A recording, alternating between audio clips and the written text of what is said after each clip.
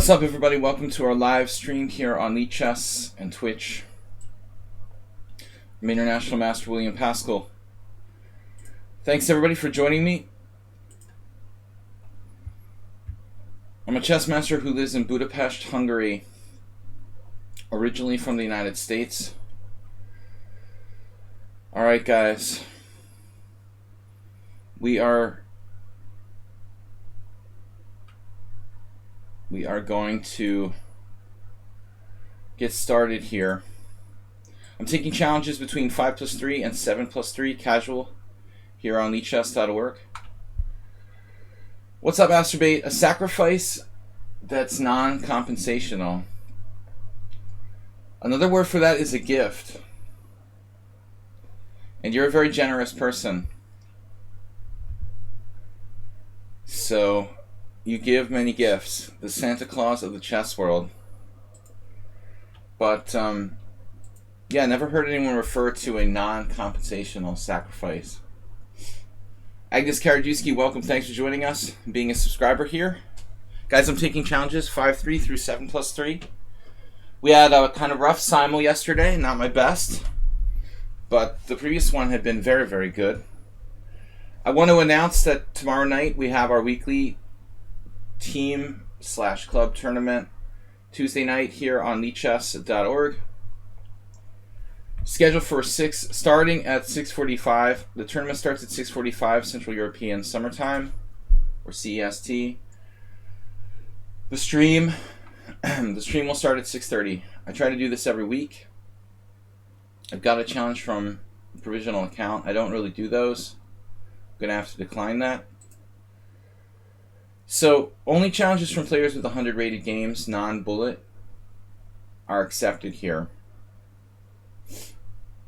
You've got to have an account with established rating based on 100 games, casual, 5-3 through 7+3. Alright, beautiful weather here. It's like summer, but very sunny. We might get a little glare on the webcam soon. I'm waiting to experience that. Always a lot of fun. What's up, Masturbate? Santa Claus of the chess world. You must have enough compensation, or at least close to enough compensation, when you sacrifice a piece. I mean, some of these tile-like sacrifices, maybe the position is so clear you can't calculate to the end of it. But I mean, in that case, it's an approximation. If you think you have approximately enough compensation, that's enough. There is no such thing as an what did you call it? Non-compensational sacrifice. That's a blunder or gift. You have to at least be close. Somewhat too slow. These are those streaming donations we've gotten in the past recently. A chestnut, somewhat too slow. He's Nunes. If you'd like to make a donation via Streamlabs, you can do that and have a streaming donation up on the board there. We haven't seen someone on sound in a long time. I'm a little worried about him. He told me he was working, but all work and no play. You know the story. So what's up? We can go get a innocent victim on the lobby here, because I got no challenges yet. Started about 5 minutes late. I'm sorry, guys. Neuron set another inappropriate challenge. 3-0 casual. We can't do that too fast. It's a bullet player anyway. Yeah, not into 3-0. I can't do instructive streams with that kind of time control. So it's pretty bad quality. 1-0 is a joke. 3-0 is pretty bad. We have a streamer battle we play in on Sundays. And honestly, that's really appropriate. Yeah. Anyways, I can't play that time control, so please don't challenge me to faster than 5+3 casual. What about you, Masturbate? Agnes Karadjuski? No challenges from within the club here? Yeah, we got the sun. I'm gonna have to move the window a little bit.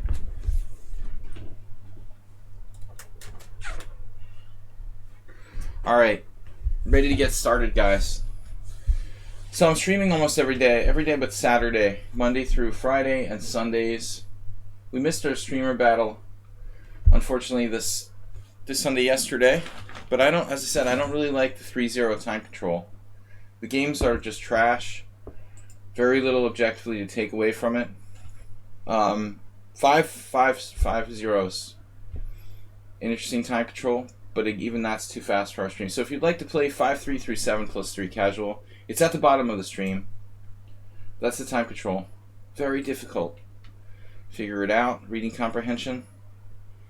Alright, what's that? Yeah, Asterbait, thanks for sharing the link there. Alright, let's just play in the lobby. We got Asterbait. Asterbait sacrifices himself for the good of getting the week started here. Get the week started. G3. Ha! Stopping your B6. Preemptive strike against B6. Now what's he going to do? He likes to play the Owen defense, B6, bishop B7. So we've got him in an uncomfortable situation now. Technically, you're playing too fast, I think. But it's playable. I think the best move for black here is C5, perhaps. It's very important that you understand the idea of undermining the center in the opening. This is your one opportunity to play C5, effectively being white in this position. And then I don't have a good way to recapture on D4. All my options are bad after C5. Takes, giving up my center. Letting you take on D4, losing my center. E3, which is passive. C3, which is passive. And knight F3, which gives up my center. I literally don't have a good move.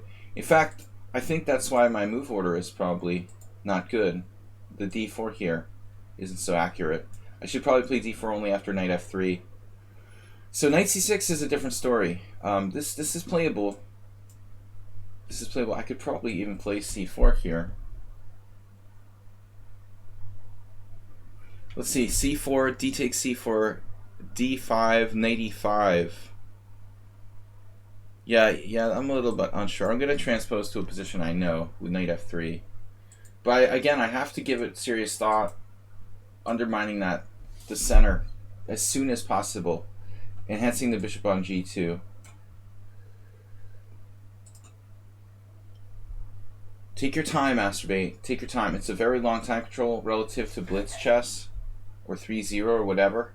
Try to slow down. Alright? Try to slow yourself down. You don't need to just take 1 second per move. You have 3-second increment minimum plus extra time in the bank. So there's no reason for you to not spend at least 10 seconds on a move here. You've got to think about this position constructively. I would spend at least 10 seconds per move if you're going to use your time.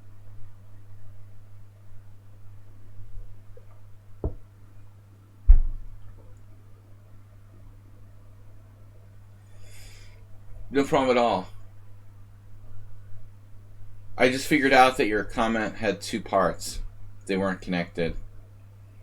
At first I was saying, for some people it's hard to slow down in the morning. But then I was like, no, he just means it's hard to slow down. And then he said morning. Politely. Asteroid, now you went to the other extreme. Now he's spending a minute on one move. I said just like 10 seconds. Just don't make like 1 or 2 second moves. You're playing too fast. But don't go to the other extreme where you're spending like a minute on every move. That's too much. I'm saying 10 to 15, 20 seconds on a move is ideal. There are some moves that are not necessary to spend that much time on, but for the most part you should think constructively here. No problem at all. Welcome. Good morning. And yeah, I don't think we're faster in the morning. I'm not faster in the morning. Yeah, it's hard if you play different time controls to adjust to the different time controls. Astrobate's playing this about as well as you can play it, I would say. This is the best continuation. He's keeping his center. Although I do I do encounter another way that people typically play here. They'll give up the center with DC and then try to put the bishop on maybe D6. Pushing for E5, ultimately. I don't think this is a reliable formation for black, really. Knight C6 is slightly dubious. He's playing Yubaba London setup with colors reversed, but the extra tempo really is a big difference. So he ends up in a slightly passive formation, but maintaining that strong point on D5 Astrobate is a good idea here. I think that's your best shot. So it is hard to change gears and slow down. If you're used to a certain time control, no problem at all. Astrobate is now, he got used to the 3-0, so now he's like, every game is 3-0. Blitz is Blitz, and there's like one time control. Yeah, if you play just one time control, it becomes very hard. I sometimes have trouble here in my streams because, debatable exchange, by the way, I'm switching between 5-3 and 7+3 game to game, and there's actually a huge difference between those time controls, objectively.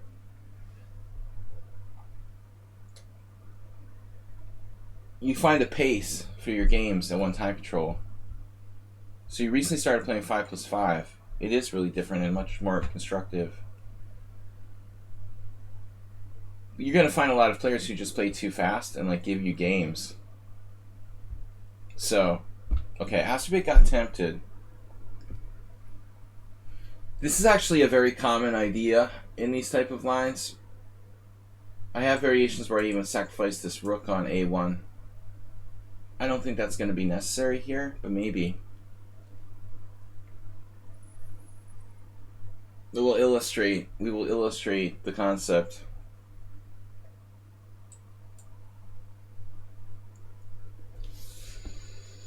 Illustrate. Dude, Astrobate. No. I mean, maybe that's the best move at this stage, I don't know, but you lost your train of thought. You lost your train of thought. I mean, you were trained on this idea here, and then you just, like, got distracted. I mean, maybe, like, F takes E6. But now bishop takes E6, the whole adventure was for naught. Your knight can't get into C2, and you're just busted. You want to repeat what Notch Papa did? He went from rapid 1500 to 2100 in like 2 years. But you guys don't know each other, right? It's just a coincidence. Wow.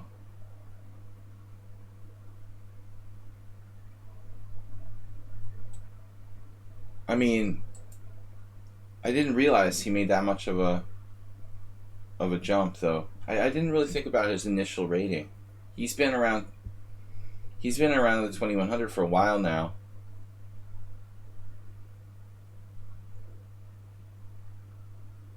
I didn't realize it was so dramatic. That's a very dramatic increase.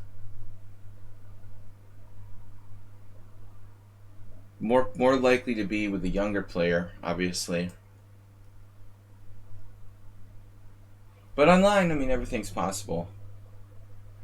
Years ago, it would have been virtually unheard of for that kind of thing. I mean, it took me over the board. It took me like 3 years to do that. Maybe 4, objectively. Well, I would say, like, I went from 1500 to 2100 in a period of 3 years. In high school. Maybe like freshman year to senior year. 1980. I won't say it. But I mean, for a young player playing a lot of tournament games, which I did, I played a lot of over-the-board games and Blitz. Combination of live Blitz and over-the-board games. We didn't play chess online back then. I probably made that jump in about 3 years. But if it's a young player, like I was 13, you know, I mean, that's pretty typical. Best optimal age to get better, probably. The younger the better, in terms of how quickly you can improve. But that's not to say that older players can't make that improvement. It just takes a little longer.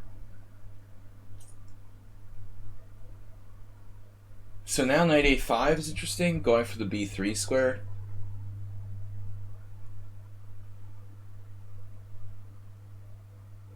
I don't know. That'd be my only idea here.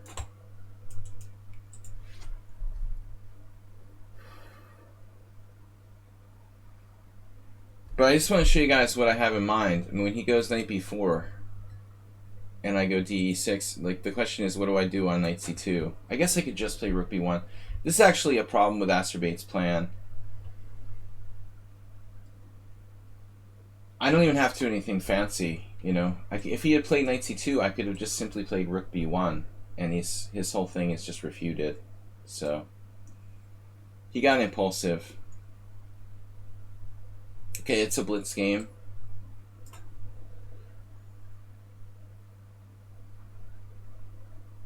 Ultimately, it was an impulsive move that did him in, even after I told him not to play too fast.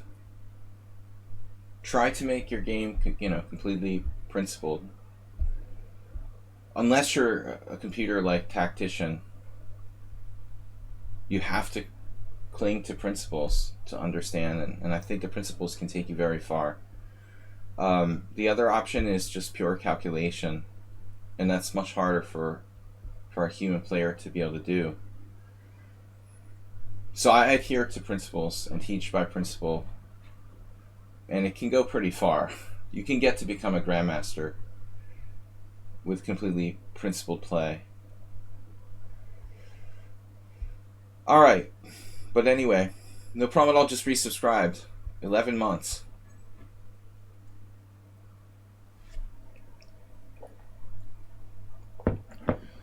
I mean, it's important not to be too dogmatic. When I talk about principles, there's a possibility that we have a tendency to become too dogmatic.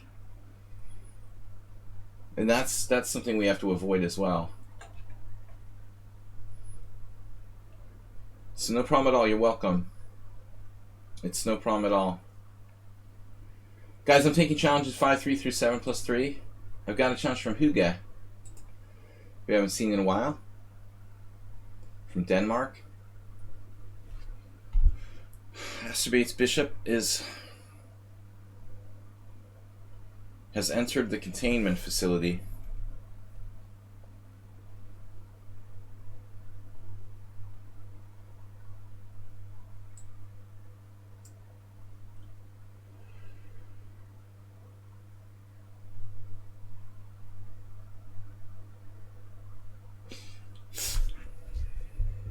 This is the idea. Trapped like a rat. Knight e5 is a threat momentarily. Probably knight d2 is also. Knight d2, bishop d3, rook e3. So his bishop is separated from the rest of the flock and likely to be a serious problem. If bishop a6, b5, so I'm threatening actively to trap his bishop. Difficult to see an answer. I have one idea for him here.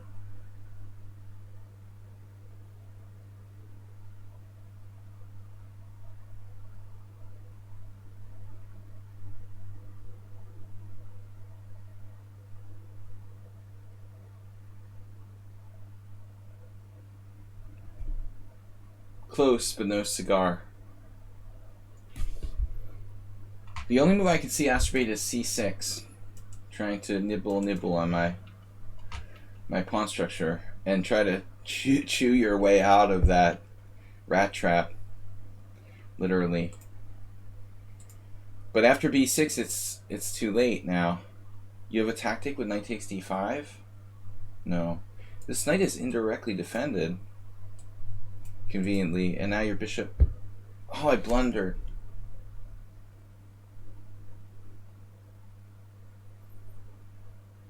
Common mistake, you know. Psychological. It's a psychological thing that happens very often. We invert the order of moves we intended to play. So I wanted to play b5 and then knight e5, but I played knight e5 first. So we don't trap the piece. We have a very large strategic advantage, but no direct win. Yeah.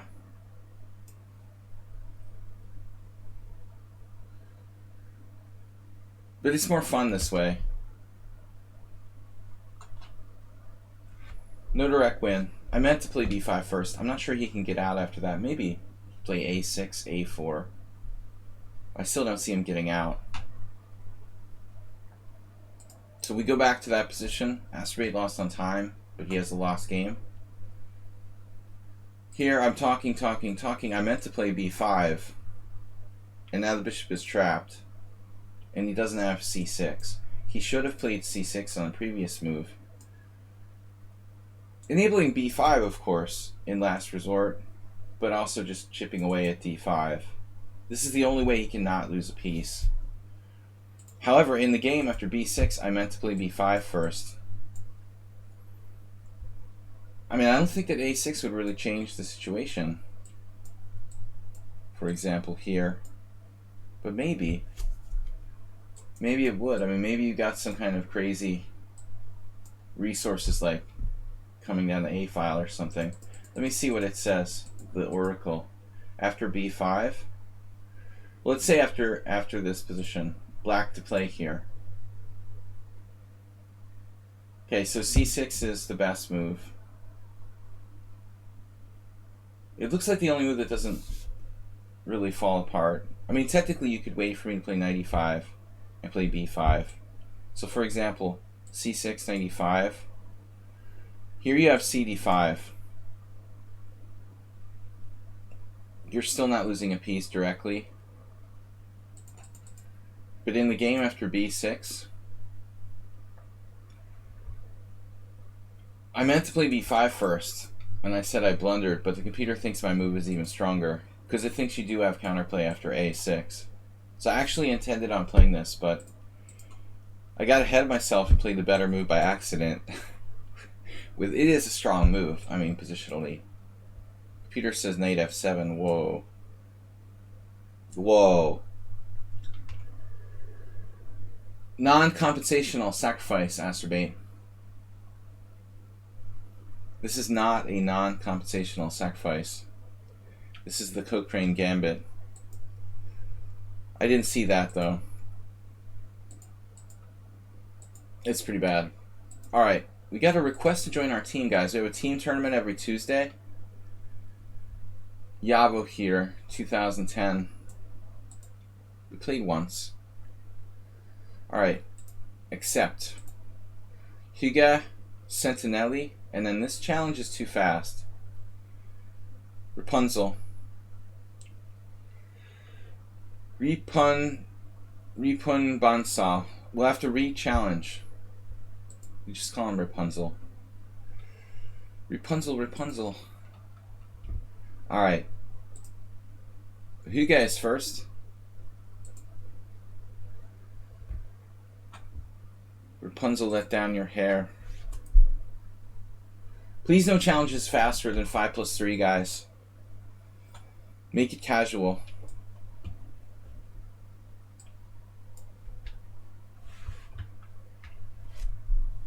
Now we're trying to provoke white to weaken the center with e5. But the Alyoukin's defense is a very risky business. Now he's offering me a Vienna game. Would you like a Vienna game? Alright. Normally I play d5 to keep it dynamic, but the Vienna game is pretty dynamic already, you know, so. Now we have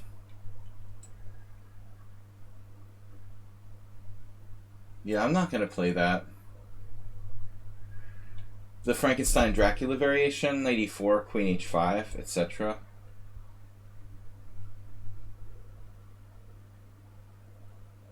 I'm a little confused though. This is a hole in my opening repertoire, honestly. I lost a really bad game to someone. Pretty ugly game like a couple weeks ago, playing this with black. Knight e4 isn't great. Then what are we supposed to freaking do? Knight c6, I guess. Knight c6.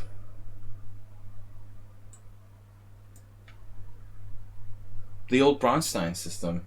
Knight c6, d3, knight a5. Is it right away, knight a5? But this is a mistake. Sort of. So I guess d3 here, with the idea of f4, is the main line. Knight f3 allows me to play equalizing move, knight takes e4.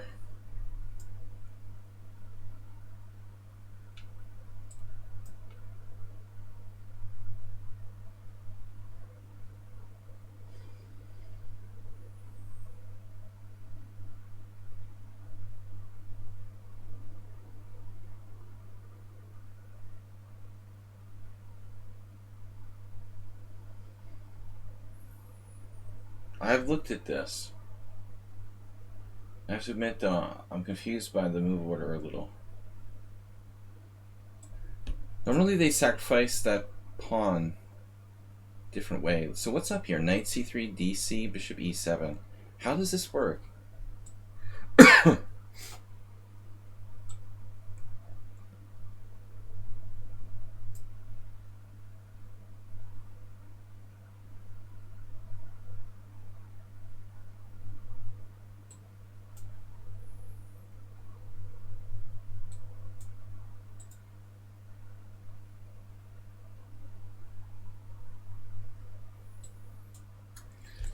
Too much Eric Rosen can be a bad thing.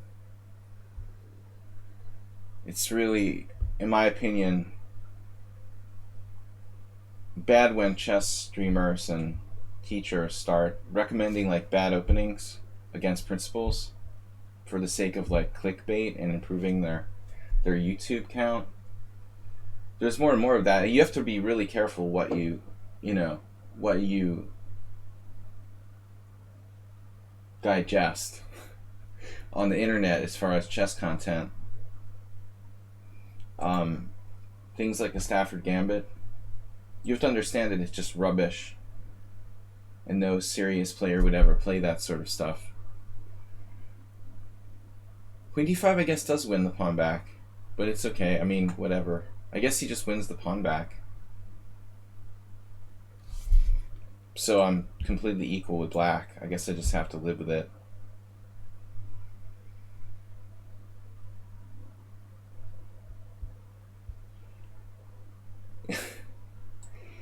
Yeah. I mean, there's certain players who you know are garbage, and so you would never watch their videos, but there's others that are tricky, you know? Like maybe some of their content is actually good, and some of their content is not, and then it's like, who knows, you know? If I ever do something that's like not serious, I try to make a disclaimer about it.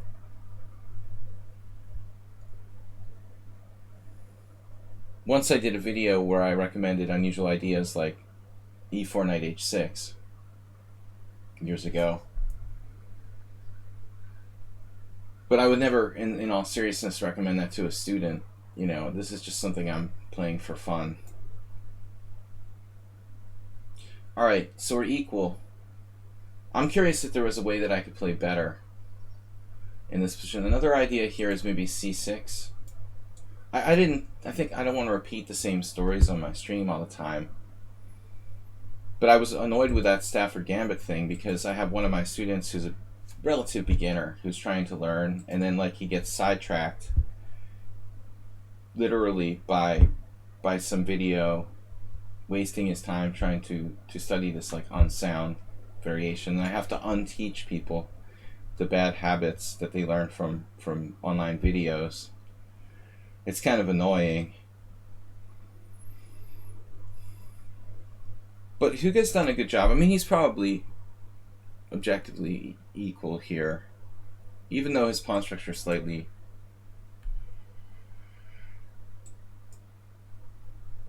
damaged. That's not that big of a factor.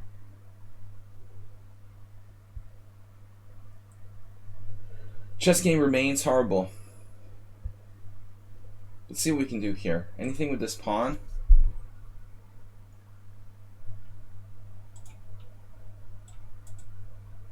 Like, here's this temptation to play bishop h4.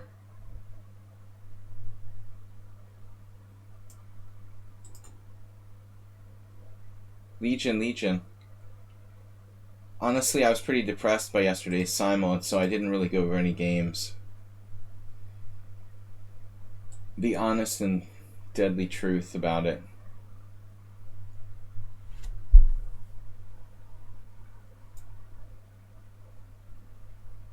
Honest but deadly.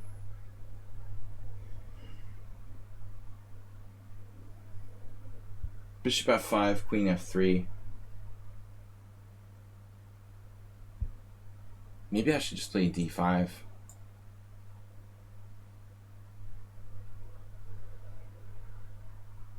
I'm caught in a strange place between trying to be equal and trying for more.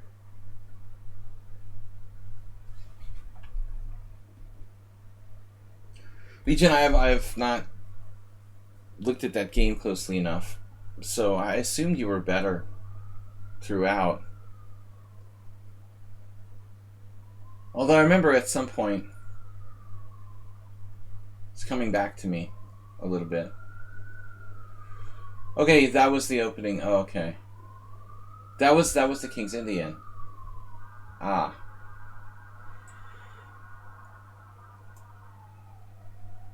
Now I remember. Someone else had played that against me over the years. Okay, so I don't know. I don't know much. You know, I guess I'm okay. Maybe I was better. The whole thing with a3, queen h5, h4.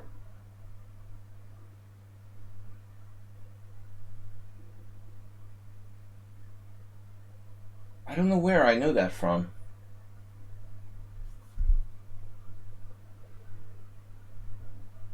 What happened yesterday? I didn't have a good result. I'm blaming it on lack of sleep. We must always find some sort of excuse.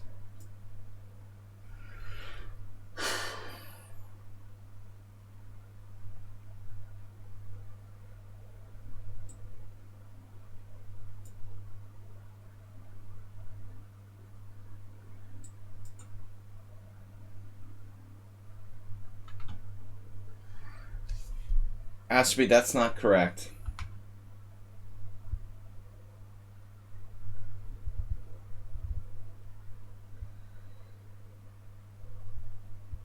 Ashby, I didn't have 9 losses, did I?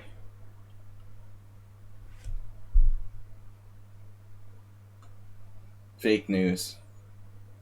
Don't believe anything that Astrobate says.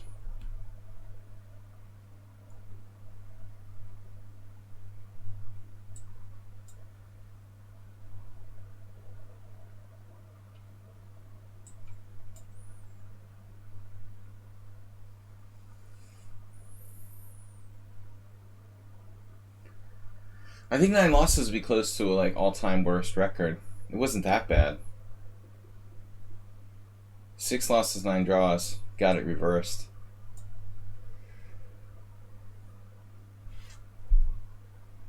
It's just a draw. Impressive game by White, considering that opening.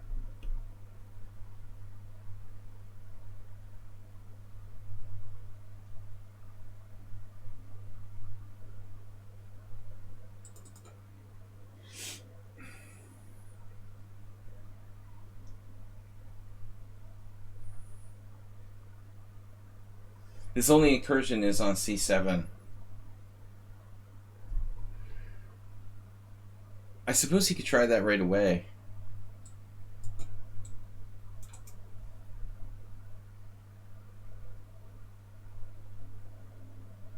No, I have rook e7 there. No, there's nothing he can do. Unfortunately, it became a really, really boring position.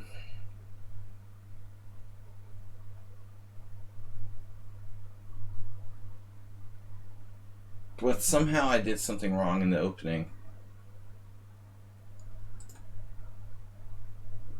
So this is known. It's just a draw.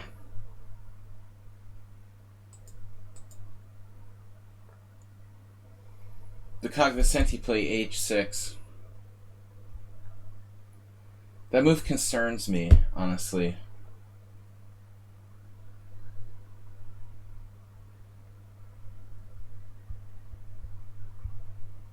Yeah, I mean, maybe, I don't know, maybe no problem at all. I should base the...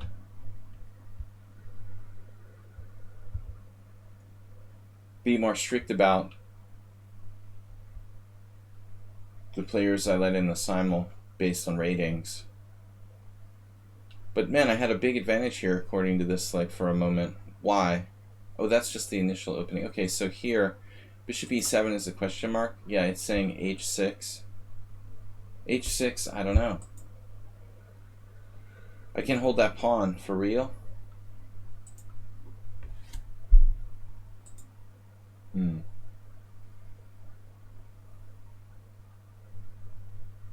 So this is like the refutation or whatever. Yeah, I wouldn't recommend playing this for white. But I guess most people will do what I did and maybe make one inaccuracy and let white get away with it. Knight takes e4. You're really supposed to play knight takes e4, d5, bishop d3. I mean, that's a draw, basically. Alright. Sentinelli. That's why I don't play e4, e5. Symmetrical and boring. It's my fault for playing e5. I don't know, I need a sharper e4, e5 repertoire. That just happens sometimes. I don't think either of us was trying to play a draw. You played a gambit, but get the pawn back and then it's a draw. I have a higher propensity to have kind of boring games, I feel like, when it's symmetrical. Much more so. e4, e5, d4, d5, c4, c5. Any symmetrical pawn openings. Here we go again. With c4, c5. I prefer imbalance. There are other ways to create imbalance, you know, but they're few and far between. It's hard. This position is a tough one.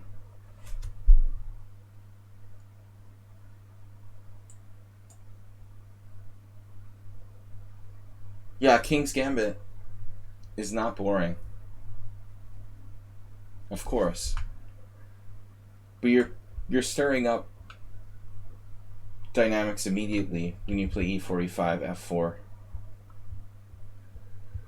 Maybe the King's Gambit is objectively unsound, but if it's unsound by like a really, really small, tiny sort of... You know, if the King's Gambit is unsound, it's like white is worse by maybe a fifth of a pawn or something. So this is a move I learned a while back. Very risky for black here. It's kind of slow. The idea is to double fianchetto.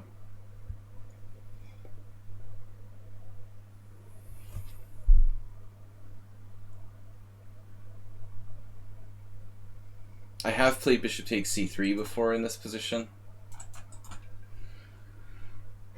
The problem is white gets in e4 eventually. Like bishop takes c3, dc, f5, rook e1, knight f6. Actually, bishop takes, b takes, bishop takes, d takes, c3, f5, e4 right away. Takes, knight g5, knight f6. Knight takes e4, knight takes e4, bishop takes e4. I've probably played that. But again, I mean, I'm looking for ways to create an imbalanced game. f5 isn't mandatory, but this is a problem. So if I play b6, I know this position. It's like b4. White has this b4, and then the long diagonal caves in. So a lot of people wouldn't be willing to play what I'm playing here. It's technically not good, but I thought we'll try it. It's interesting.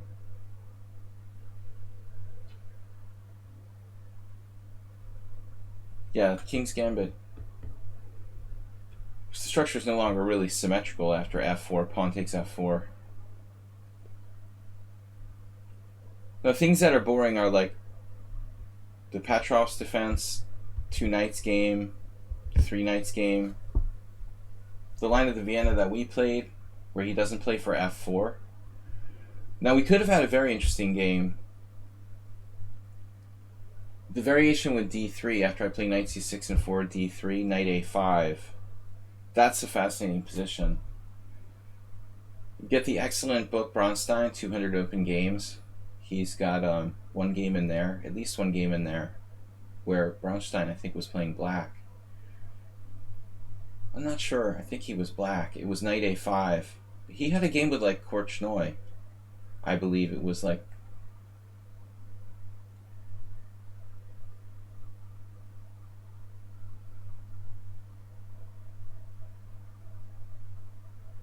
Korchnoi.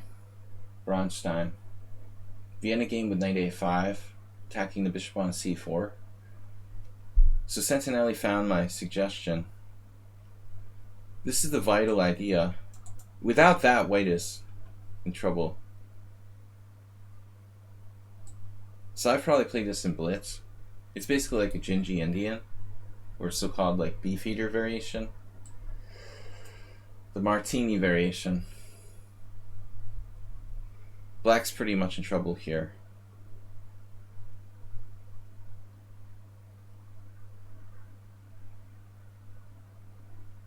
I'm too congested with my development.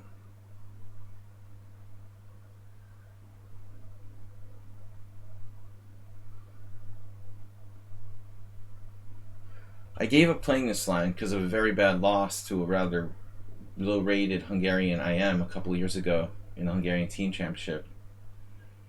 I would never play bishop takes c3 in a serious game, though. It's just too risky. But even the whole concept of queen d7, I've pretty much given up. Now my development's too slow, and it's too dangerous to castle kingside, I think.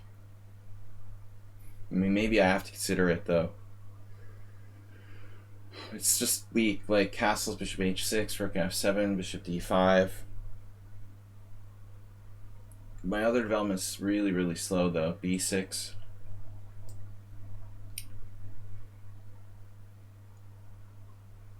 Only other chance here. b6, bishop b7, castles queenside. Larson used this kind of system a few times with black. He was willing to play really imbalancing stuff. But I think the easiest solution for this problem is not to play symmetrical English. I've been working on playing c4 e5, but our opponent played knight f3 first move.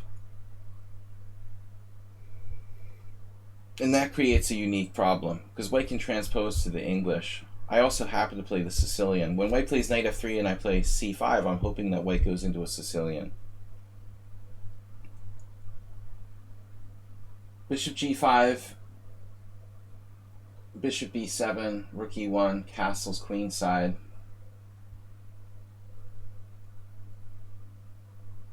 I mean, I'm hoping that I could play bishop b7, like trade off his white square bishop.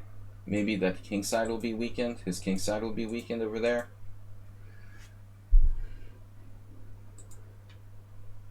Fundamentally, though,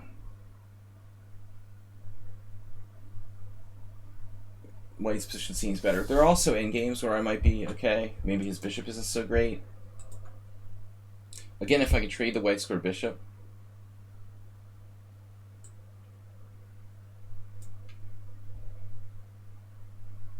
I mean, we're definitely out to trade this. So he wouldn't mind too much. It was like bishop takes d5, ed5. Fixing his pawn structure.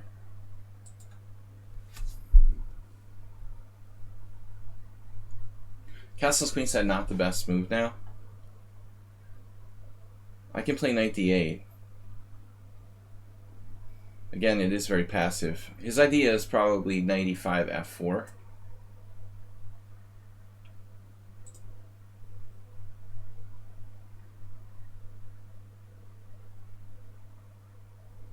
And as I said, he's ruled out castles queenside. So this is pretty much like perfect play by white. I don't know who this is. Like, I apparently played them once before. But it's got 2,000 games.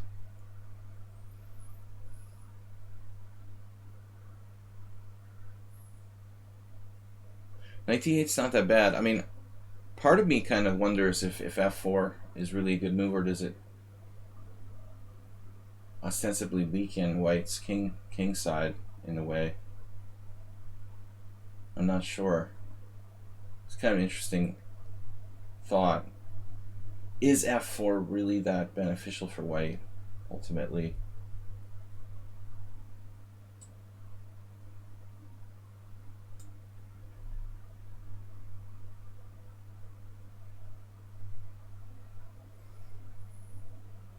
There's a tactic here, like rook e5, pawn e5, bishop f7 check, which I didn't even check. And I can play king d8. I think I'm not lost there, I hope.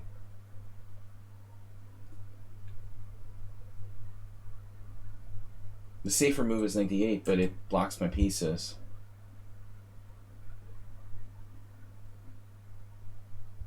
You could also play bishop f4, which I didn't seriously consider enough. Maybe that's just easier. Bishop f4, rook f8, bishop e5, pawn e5, rook e5.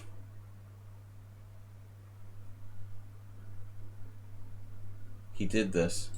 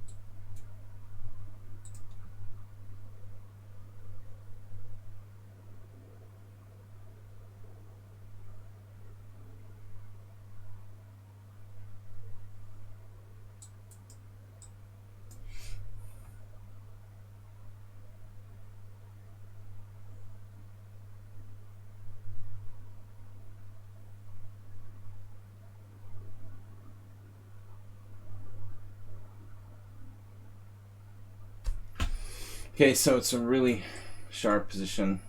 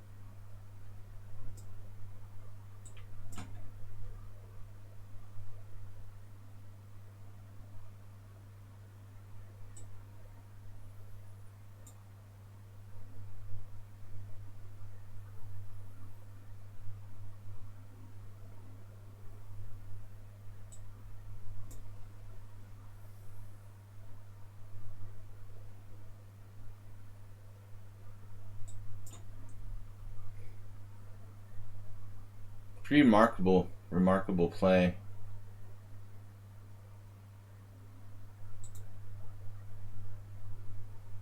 By this player.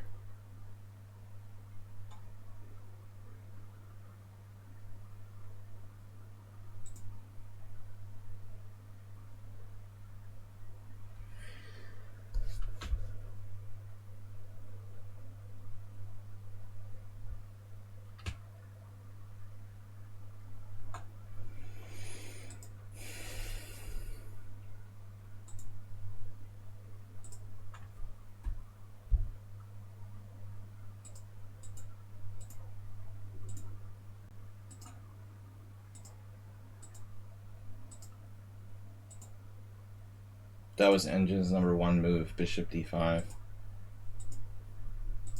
Engine #1 move. This rook sacrifice is speculative.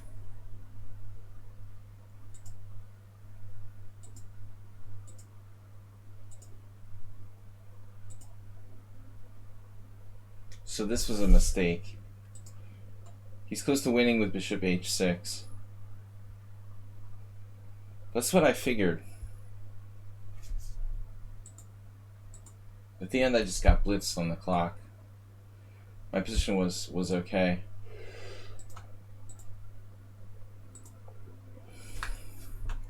Not a good variation.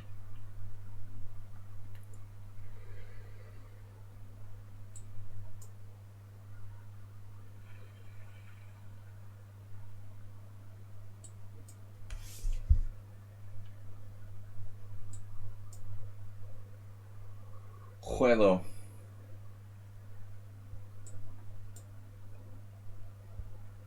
Seven plus 3. Not off to a good week this week. Who was it? The same player that I had a Trompowski with before? We've had a couple recently. There was a draw. That's not a Trompowski, is it? Really good player that last game.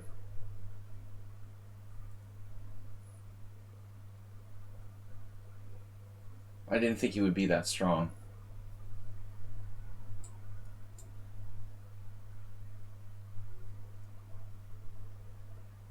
I think you did this before. I don't understand why white is playing bishop e2, but maybe maybe it was a different player. I had the same game. I'm 100% sure about it. This bishop e2, knight f3, and then I looked it up and I was shocked to see there were exact games with this exact moves by white. Even though it looks really, really passive for white to play like knight f3, bishop e2. That's pretty strange.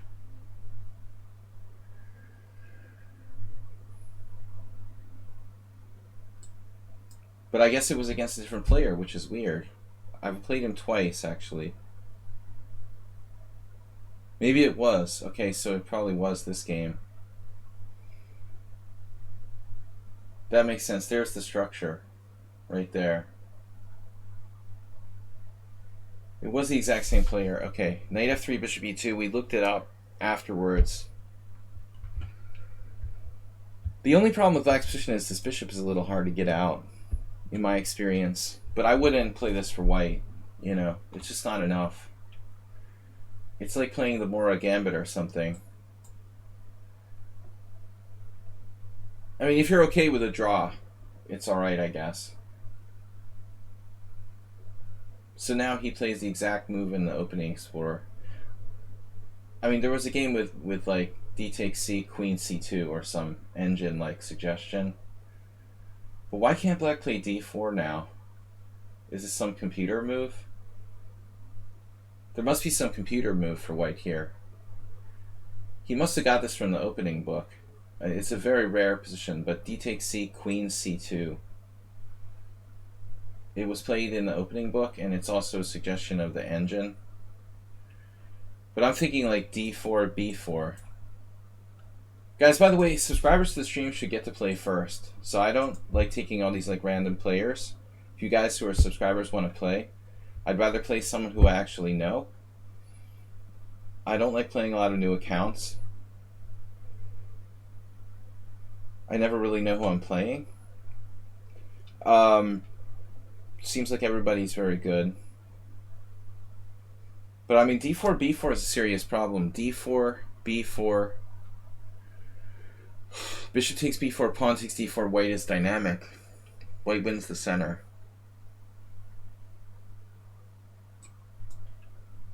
So I have to play this computer line.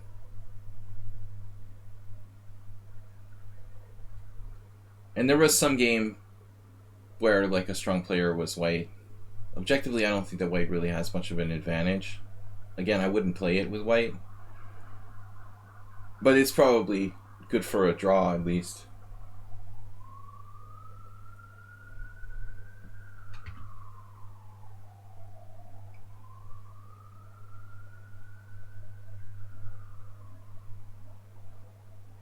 It's a strangely computer-like variation. I can't believe this is recommended. It could be recommended in some book. I mean, does anybody write a book anymore on the Trumpowski? Is that even still in fashion? I sort of doubt it. No, Queen c2 is an engine / opening explorer move.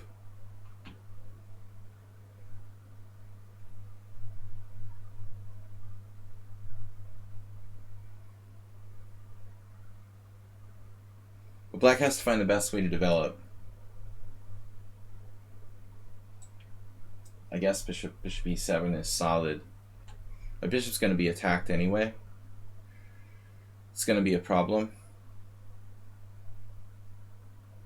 It's hard to get my pieces out.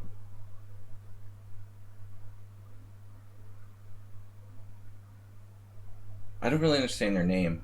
Huel, you happy?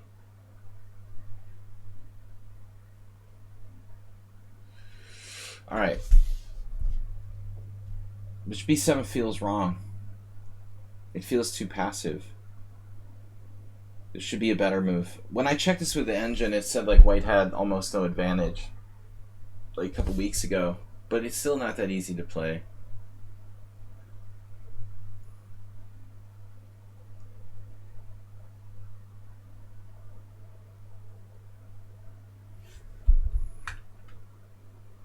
I mean, he can play the endgame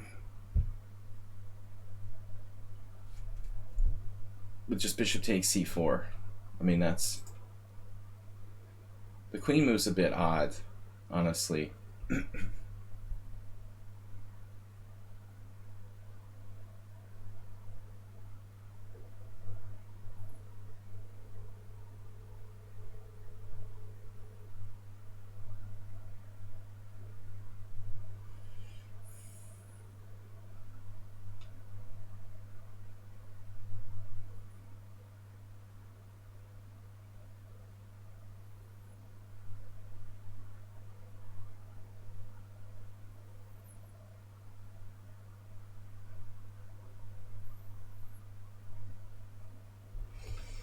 I'm starting to be paranoid that like everybody I'm playing is using an engine. I haven't felt it that much lately, but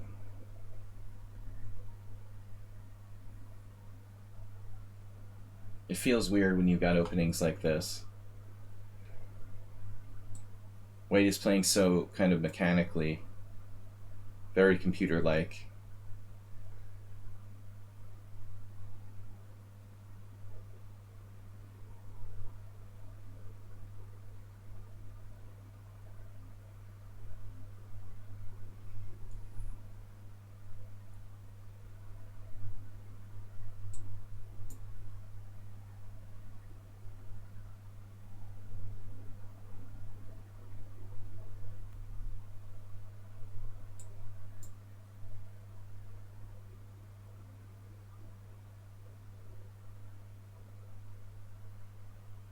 A3.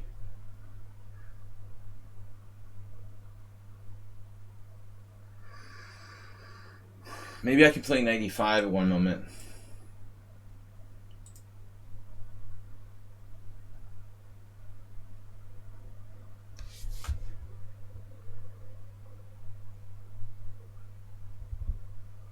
Yeah, Warnaki. I know what you mean. Well, I think it probably is a correspondence chess position. I don't think over-the-board players would be attracted to this type of variation with white. So what am I doing here? You've got bishop d3 sort of tricks. I can play f5.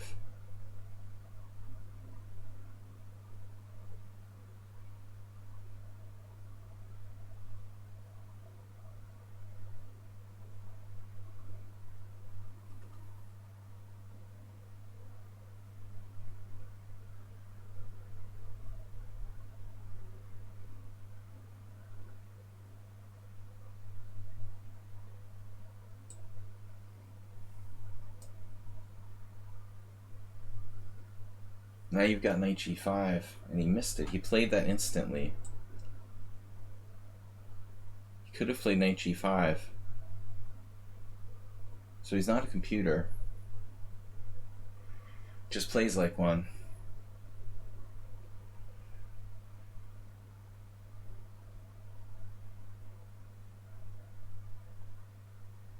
I mean, given the rating, 19, 20, 32, so devoid of creating any weaknesses. That's pretty unusual.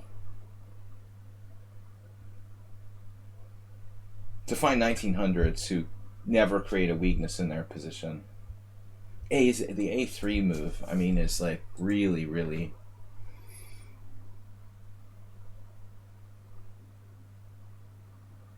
conservative and ultra safe.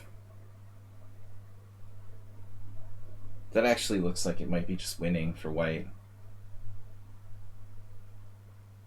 We're going to end up like 0 inaccuracies for white. I managed to win against this player, but there was something strange about it. They lost on time. Yeah, it looks the same. They lost on time. They lost an exchange there. The way they lost was weird, though. They lost on time in a position I couldn't win. And then the other game was weird, too. I don't know how I won an exchange there. I mean, am I lost after b4 here? I guess I can play rook takes rook. That's lucky that I have like rook takes rook, b4 rook takes rook, and threats of taking on b4 if the a1 rook is hanging, a3 is hanging other lines. Because I'm close to lost after b4. Like b4, queen b6, knight a4 traps my queen in the middle of the board.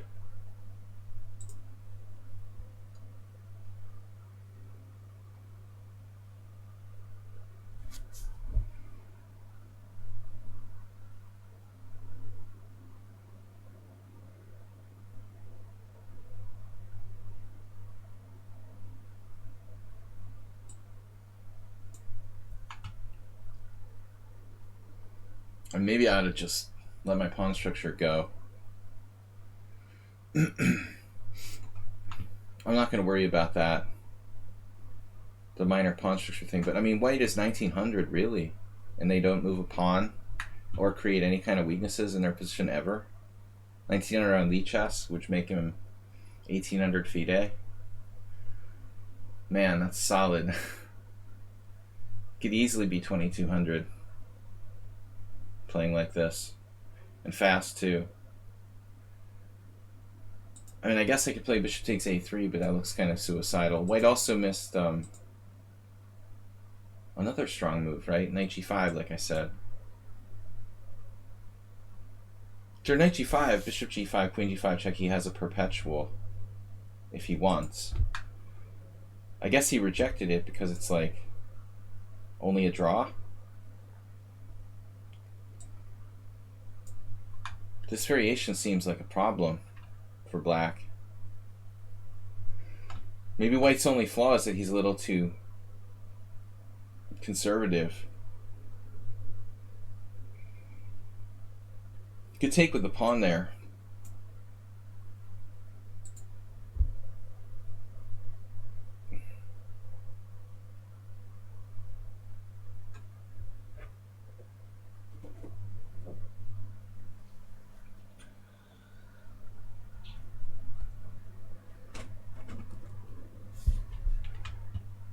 Was there some sort of thing where this player only likes knights? There's a Hungarian player I know who's similar. There's like this obsession with bishops versus knights, or knights versus bishops. It's a unique style. You're trying to get the two knights all the time against the two bishops every single game. I mean, sometimes we see that with Chigorin and Trompowsky. And I've made the argument that two knights is probably better than bishop and knight. They're like knight players, where they always play for knights. It's very strange. But it's hard to face those kind of players in Blitz games. Sometimes the knights are super tricky. So I know this one Hungarian, he's like 2200 over the board. But in Blitz, when he plays these openings where it's just always two knights versus two bishops, and it's like tricky with time pressure and he's super fast, the knights are often like much trickier to handle for the opponent than the bishops. There's like forks coming at you and he tries to lock the structure. Like in a long game I would prefer black here for sure, but in time pressure, I mean, I guess in this case white doesn't have any, like, doesn't really have any outposts, I guess. Now I can win a pawn with queen b8 check. That's nothing. He did it anyway. So g7 or h7. I guess we'll keep our pawn protected. Wow. Something very systematic about this guy. But this is hanging, this is hanging.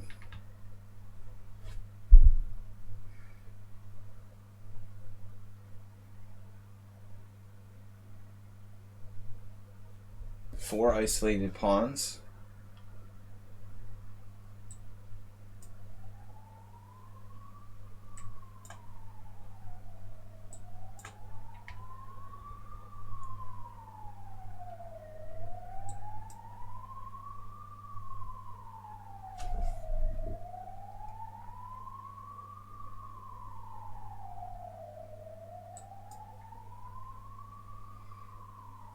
Man, a4 is the only move in that position.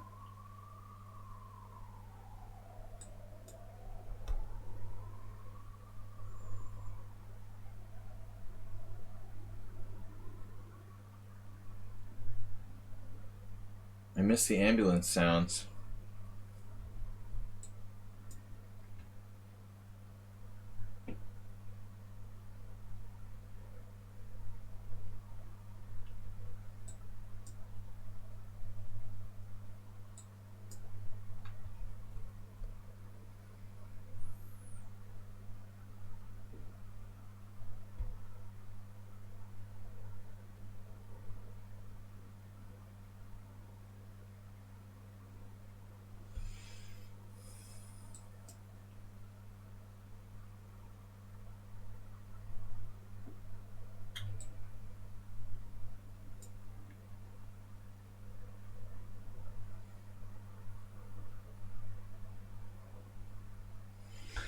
I don't know, man. I mean, you just get the weirdest vibes from some players.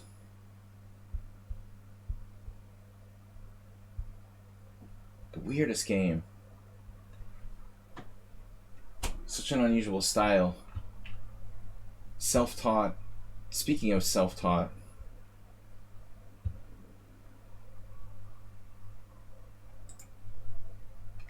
I mean, I'm not even sure about this king and pawn game. He's playing faster than me. Is there a way that maybe white isn't lost here? Peter thinks it's just completely lost.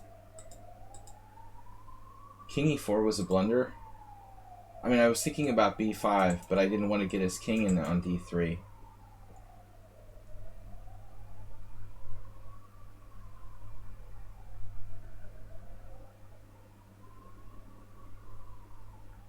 Maybe I should go to d5 instead of e4, so I can get over here.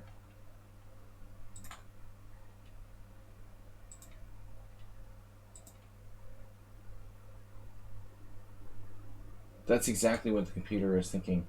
King d5. Or f5 first.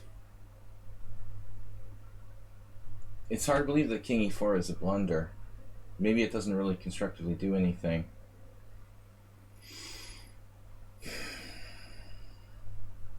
f5. So what if king d3? Why is f5 so strong? I don't trust the engine here with this king and pawn in game. Honestly. Well, it's not an easy endgame to play. I mean, you can hope that this is a draw.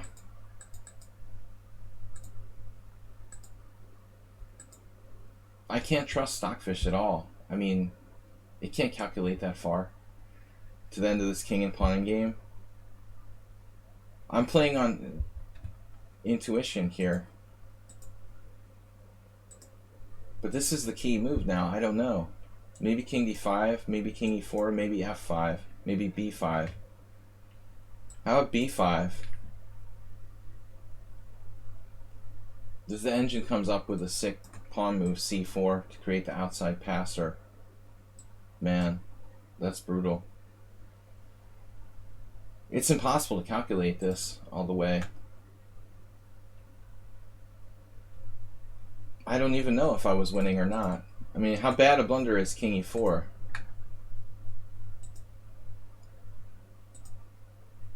So apparently pretty big. b6 is the real problem. I should have played this first.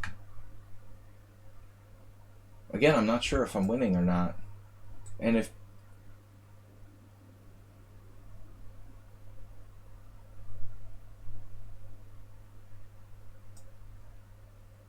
b6, c4, this is correct. And now f5. And the engine for a second thought c5 was good, but then changed its mind. So apparently he's holding here. I was going to play like h4, h5. But I can't make progress. Wow. So Italy lost with c5. This is his losing move.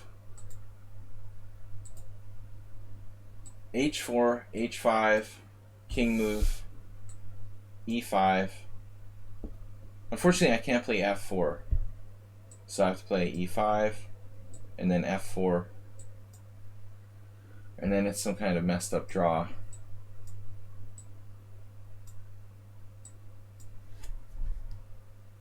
Because it's a race, I guess. We both queen. It's a draw. Yeah, it's really weird account. I don't know. But the opening is the other thing. We had this before. Shimanov, whoever that is. Vichugov also. Queen c2, it's engine.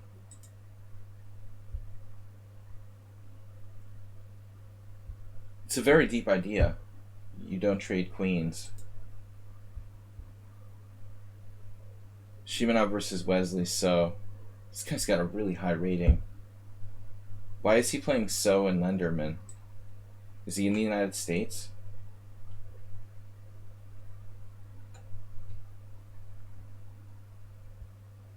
Don't trust the engine too much in those king and pawn endgames. Maybe queen c1. Subtle improvement. But white's better after queen c2. And this guy, 2300, played b6. Which is a natural idea.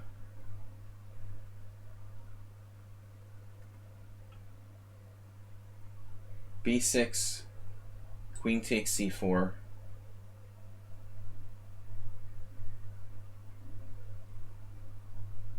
He actually drew with Vichugov, 427 rating points higher than him. But by the way, in the game, okay, I made a mistake. This is like losing. I thought a3 was a good move. I thought I was almost lost here. Because he has knight g5. I mean, this is a terrible blunder.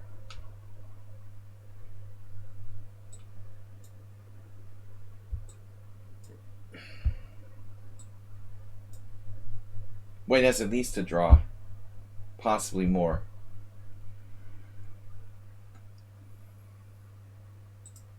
Yeah, that variation is a bit of a problem. I mean, maybe if I go back, find a previous improvement. I wonder if knight c6 is even the best move here.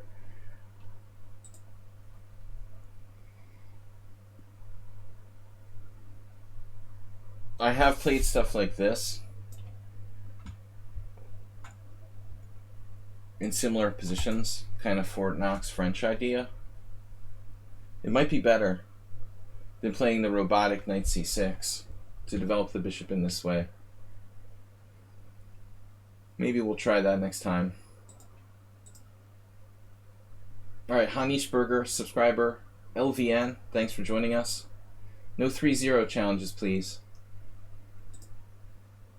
Okay, Alexander can play, but I'm going to take the subscriber challenge first.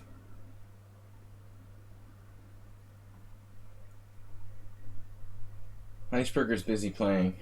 We'll wait till he finishes now. I'll take this guy first. We'll give Hanishberger a chance to finish his other game. I don't really like when people are doing simuls against me. Oh, you think he studies at Webster? Susan Polgar University. Alright.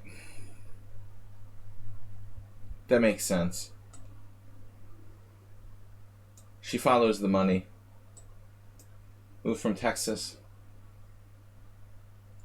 Texas to St. Louis. But, master of marketing. Jokes abound here. Alright.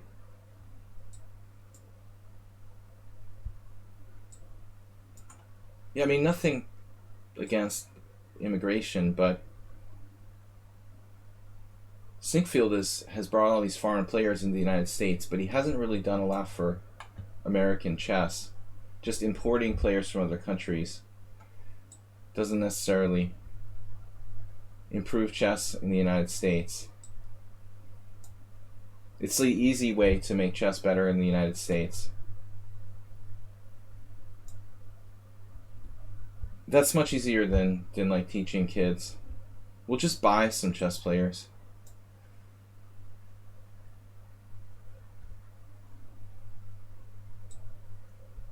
But I'm wondering what all these guys are doing now that Sinkfield has brought them all in.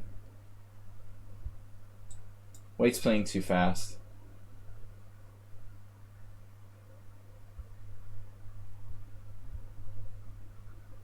Okay, Wesley So is an exception because he's like an elite player.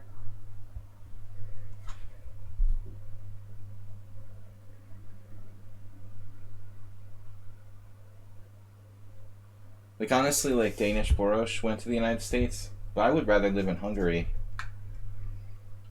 It has to be, like, so expensive for a chess player to try to eke out a living playing chess.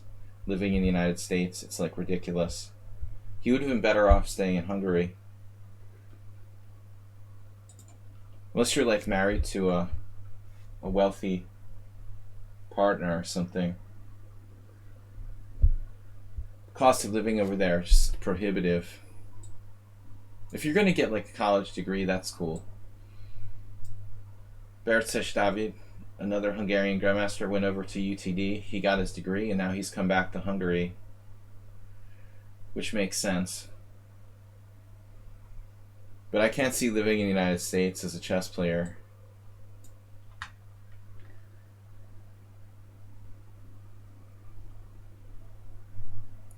Yeah, I like Udit.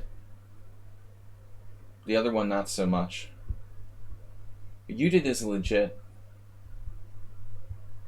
I mean, Udit is the greatest woman chess player of all time, and she's, like, modest. Her her primary motivation isn't just money. I mean, I think she legitimately loves chess. She's one of the top maybe 20 chess players in the history of the game. I really appreciate you did. Now she's started this getting more into commenting and stuff. But honestly, she doesn't have much experience with that. I mean, she's a player for the most part. But she's so great that it doesn't matter, I guess. But she doesn't have a lot of experience as a commentator. Her skill makes up for her inexperience in that respect. Man, White is playing crazy fast.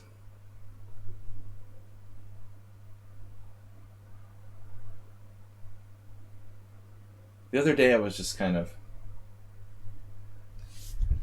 thinking about all the players who've gone to the United States. And wondering out loud now, these things that I was talking about, what are those players doing? How can they all make a living now that they've been imported to the United States? The cost of living in the US is insane. I can't even afford to live there. And if I did, I would be like eating out of cans.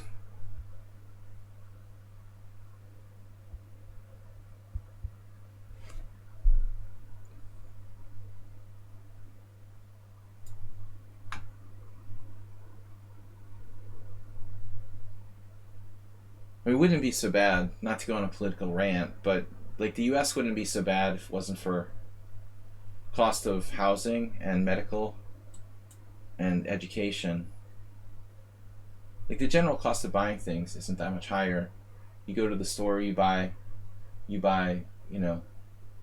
standard stuff. It's a little more expensive than here in Europe. But then there's other things that are just out of control.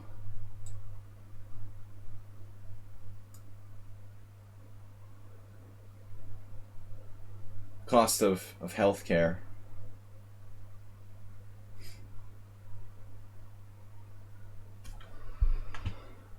This guy seems pretty good for 1800, but I guess I'm having a bad day. We've been having a bad day for about 24 hours now.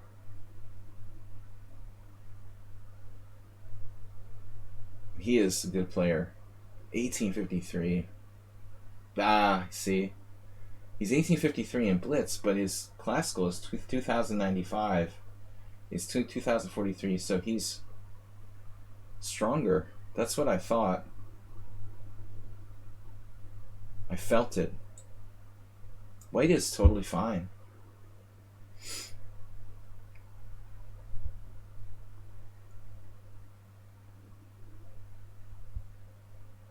I'm concerned I could even be worse here.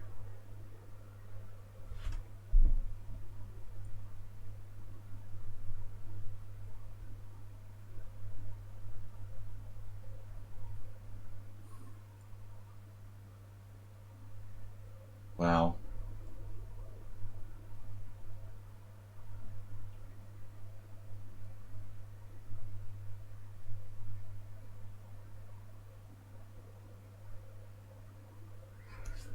Yeah, right.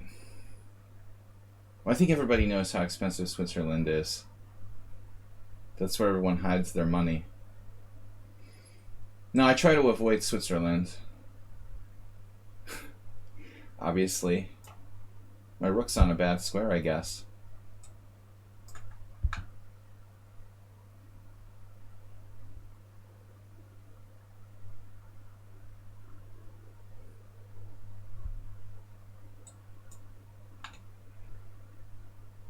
It's hard to believe this guy's 1853 in Blitz. He must... But I would say, okay, he's slow, but he's not slow. You know, that's the weird thing. If he was slow, I could understand. But he's faster than me.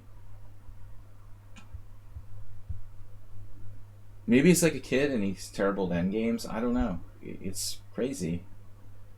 King F1. Totally. Good endgame technique as well.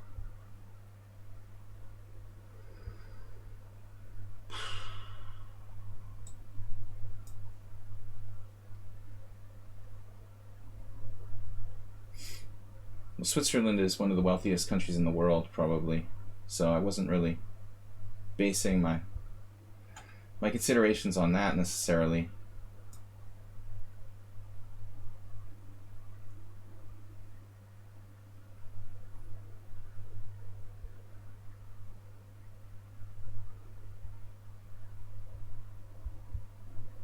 But all I know is the difference between like the United States and Hungary. It's pretty significant. Take back. All right. Legitimate mouse slip.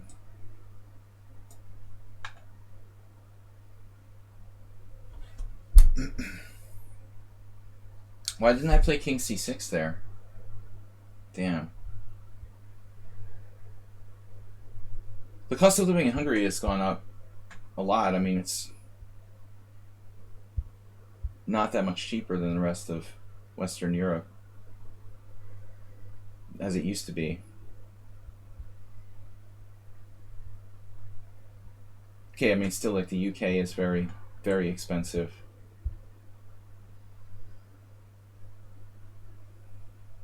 King C6, B5, check, King B5. Yeah, it's a chance for him. Maybe.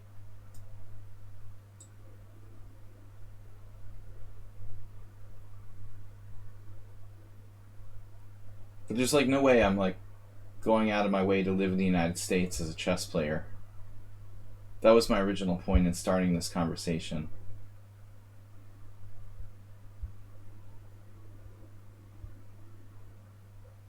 You go there maybe to get an education and move back to wherever you're from. That makes a lot of sense. Or go there and like make some money if you could outside of chess. I understand. But as a chess player, it seems crazy. There's like no way to win money in tournaments. And the cost of living is so high that even if you made good money teaching chess, you would still be like broke.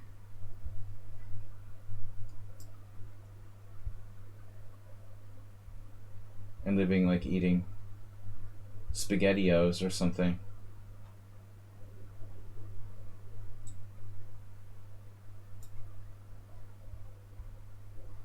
Yeah, I mean things like clothes and food, maybe not that big a deal.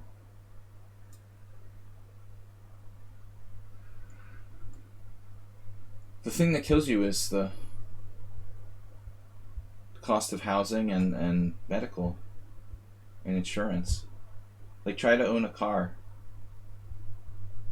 Compare the cost of like car insurance in the United States to Hungary, something like that.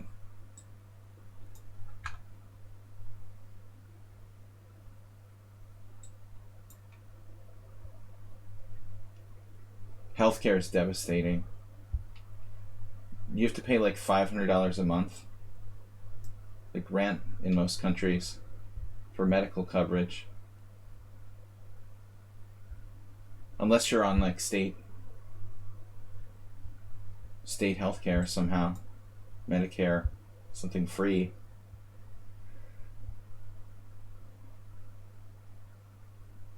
All right, so what do we got here?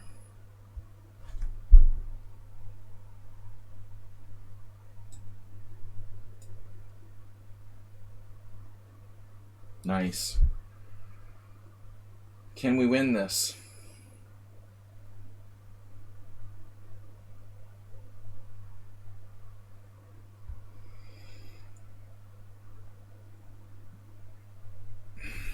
Pretty dangerous outside pawn there on h4.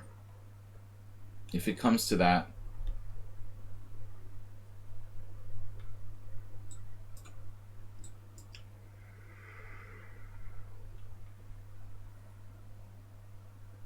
This is just a draw, I guess. 1800 lichess.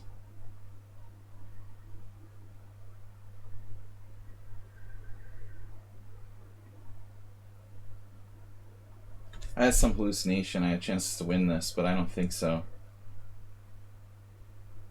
Now, perhaps, he blundered. But it's still a draw. Not an easy draw because of the alignment of the pawns, I guess.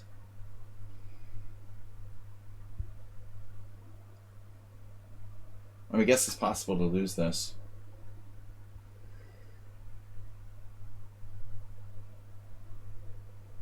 Yeah, I looked at bishop c5. It was dangerous.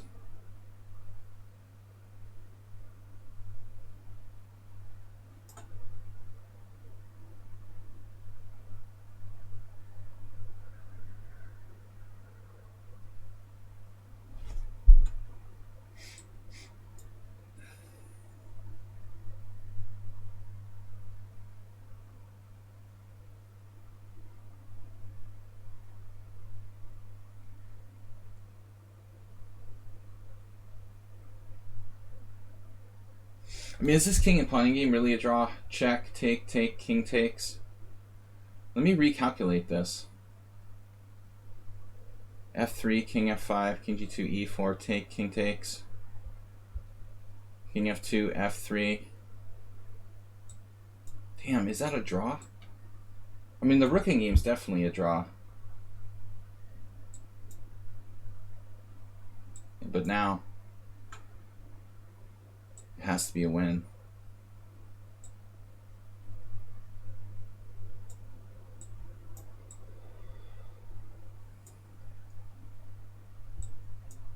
He doesn't really know his king and pawning games.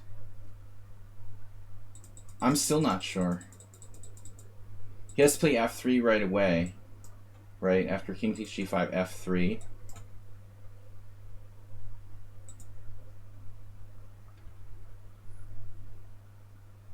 Losing. So he's lost anyway. It's a good thing I did this the second time around. I wasn't sure the first time. King h5 is not enough. So eventually I went for this. It looked like a win what I calculated. King g2, e4. So that's not a win. That's not what I calculated. What did I calculate? King e6, king f2, king d5, king e2, king... Yeah, I didn't get this far. I'm winning with king c4 opposition. I probably would have screwed it up in time pressure. With seconds left, I would have blundered the opposition.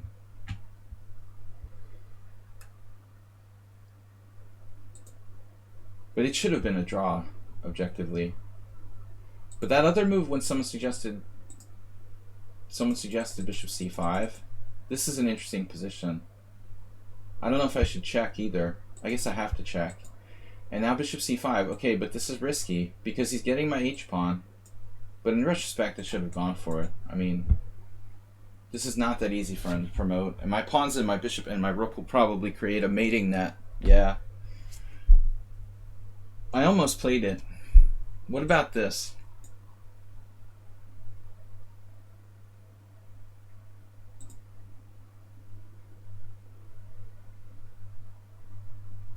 Rook takes f2 check, king somewhere. I don't know where to put his king. King h1. Now I have to be careful, like rook c2, bishop e3. Probably winning. It's a good suggestion. In the heat of battle, I couldn't decide. I'm not sure the way I did it was winning, though. That's the problem. You know, it's not necessarily winning. Yes, it was less risky.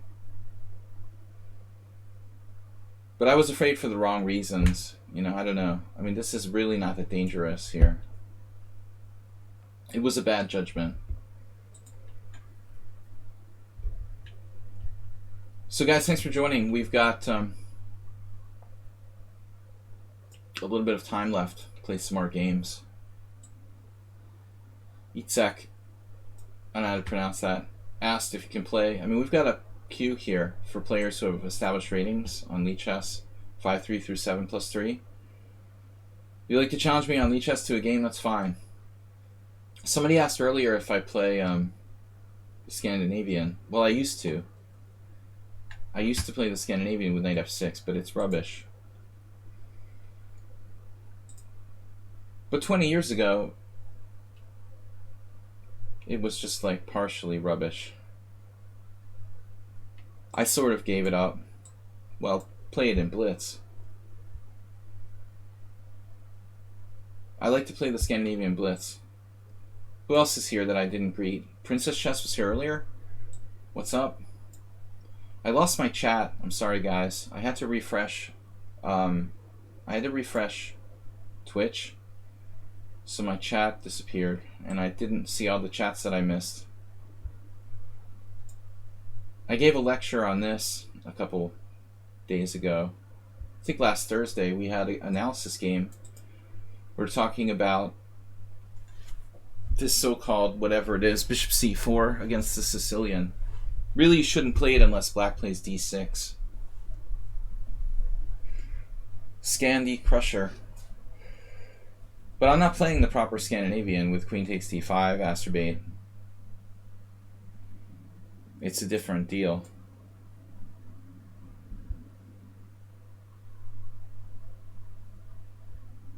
Yeah, I mean, but John plays queen takes d5. That stuff is... it's better, you know, I mean, it's playable. Magnus has been a supporter of the queen takes d5 Scandinavian. Anand played it famously in the 2000, whenever it was, 93. When was Anand Kasparov match? 93? My God. Was it 95? 95.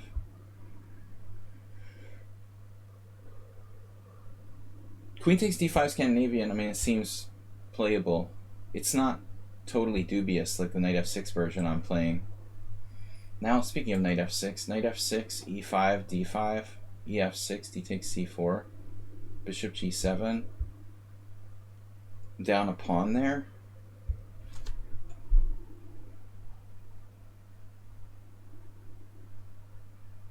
Funny, I looked at similar lines recently.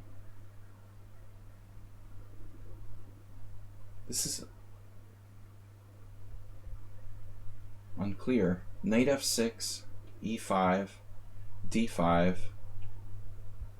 e takes f6, d takes c4, pawn takes g7, bishop g7, queen c4. Now, how much compensation do we have for sacrificed pawn? Castles, castles.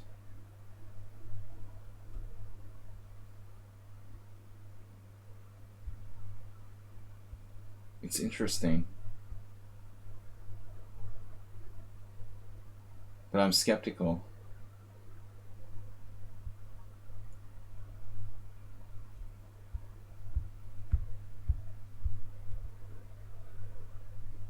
Otherwise, though, I mean, what am I going to do? Queen c7?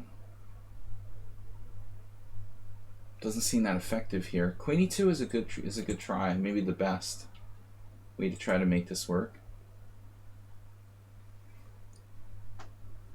Really should be bad for white, but I don't even know what the best setup is now. g6. g6 sort of makes sense since he's off of d4. d6 is always possible, but that's kind of passive. Alright, let's try it. Oh man, but I mean, it's so weird, no problem at all. Like, this whole bishop c4 thing, I have never noticed it before lichess.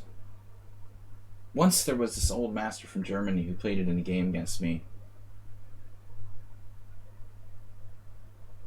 in America, and he just like got crushed in 20 moves, and I thought, nobody plays that. Then I started playing on lichess about 3 years ago, and like everyone does that. Bishop c4. But I mean, is it ever discussed by a single player in a book? Is there some secret YouTube channel where like somebody recommends playing that? Why do so many people play this with white? It's so random. I didn't even know Hanishberger played e4.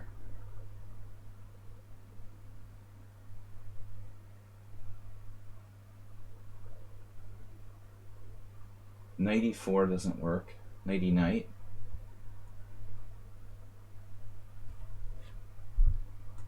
Guess we're just going to have to settle for d6.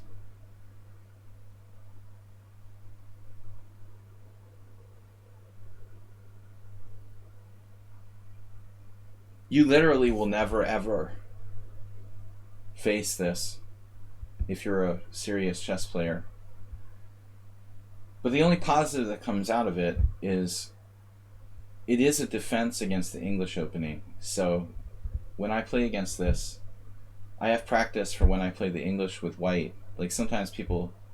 It is essentially a closed Sicilian with bishop c4, bishop c5. So I can get some practice on like playing the English opening with white.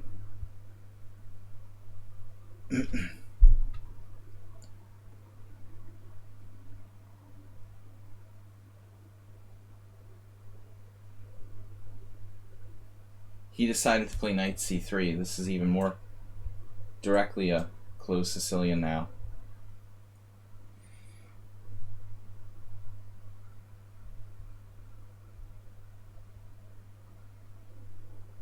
But the queen on e2 poses some limitations.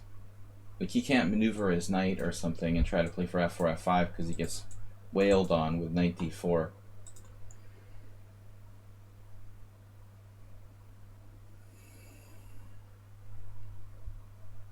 Speaking of which, strong knight versus strong knight. The whale. Bitcoin whales. Poker whales.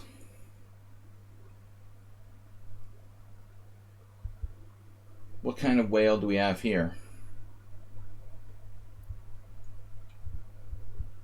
His knight is strong, my knight is strong. If knight d4, queen d1, b6.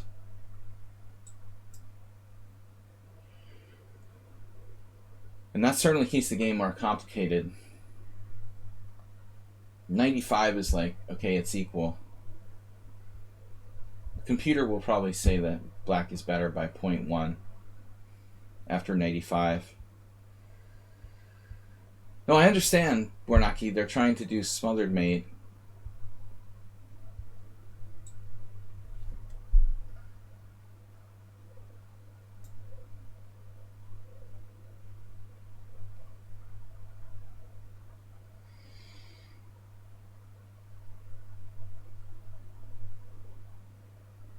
I mean, obviously queen d3 is awkward, but more aggressive than queen d1.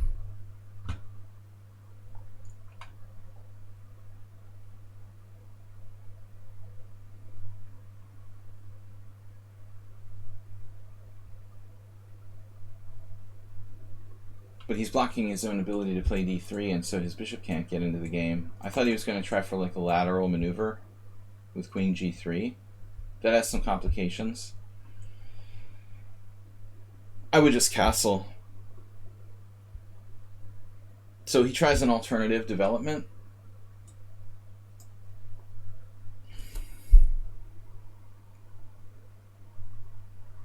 But I mean, there is something a bit artificial about white's position. Besides the fact that, well, bishop a3 is not great. Bishop b2 is best hope. But it's blocked by the knight on c3. There's another knight on e5. Certainly not an optimal situation. Now what's he going to do?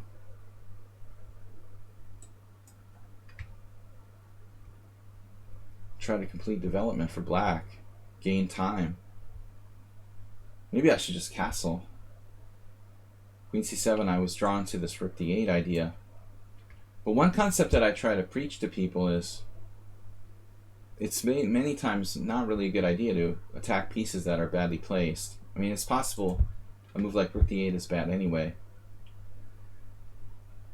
I don't want to chase his badly placed queen, make it get out of the bad position. I don't want him to be in a hurry to correct his mistakes.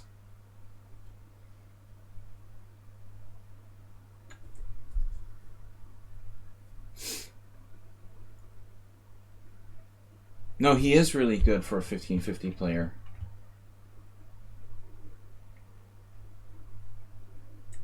But he's not the only one today. We had really strong 1800. But I think most of the people who tune into my stream are pretty serious about their game. Now he blundered. We're not getting like the casual 1500s who just drop pieces. This was a bad blunder though. I mean, even Hanisberger doesn't normally make outright blunders. Just losing directly. It'd be nice to see bishop d4 though. If you think you have a good move, look for a better one. But the opening was actually kind of interesting. I think you should play e5, man.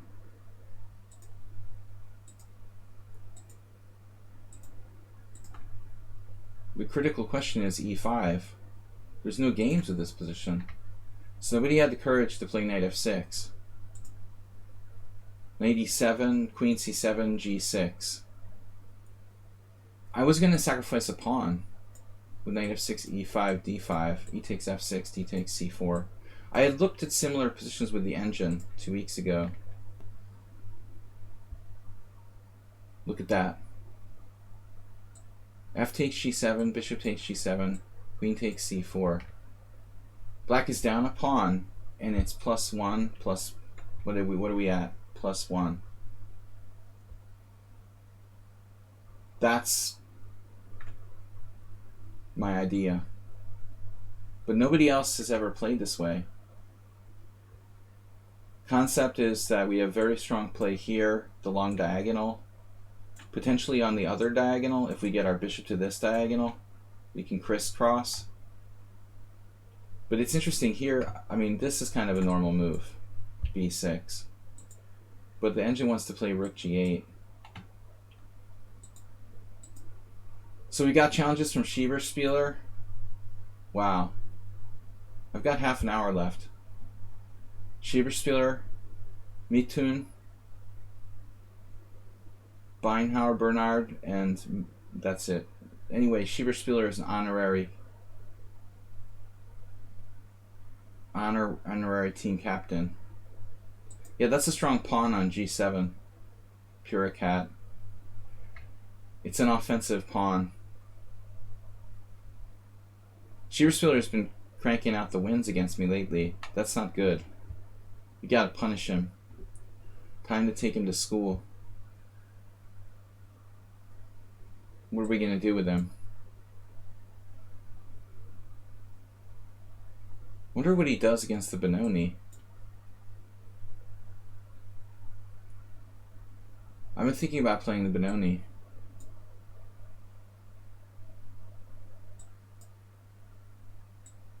No better place to learn against another strong player.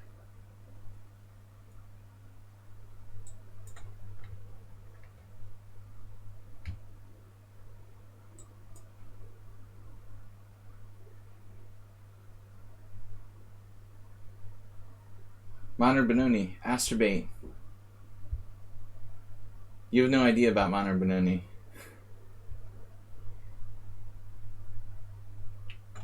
Schieberspieler's playing d4. He normally plays knight f3 on move 1. So maybe he's not so expert here. I remember I lost this position against the Czech Grandmaster Jiří Stoček pretty badly once. With white. Jiří Stoček. How do you say that? Yuri? It's like Yuri. Yuri is Yuri. So should I play knight e5 and like take that bishop out?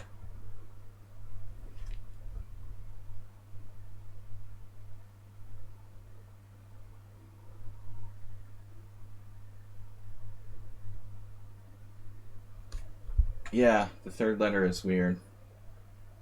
I don't get that. It's been confusing me for years. I assume it's Yuri is Yuri. What is Yuri in Hungarian? There is no. We can ask our opponent.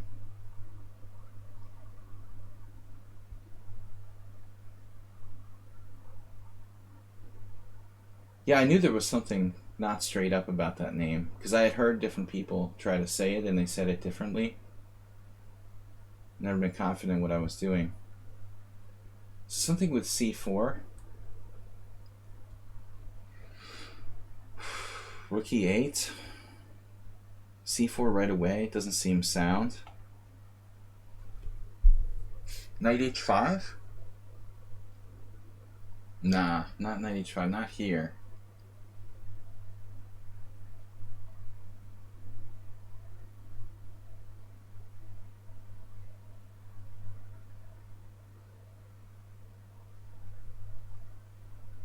We could play it like an old school 4 pawns attack.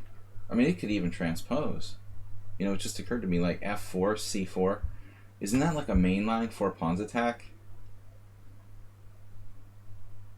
Or like one of them literally transposes. 4 pawns attack, King's Indian, f4, c4, bishop c2, knight c5, or something like that. It's important in those lines where black doesn't necessarily play rook e8. I was never real comfortable with either side of that, though.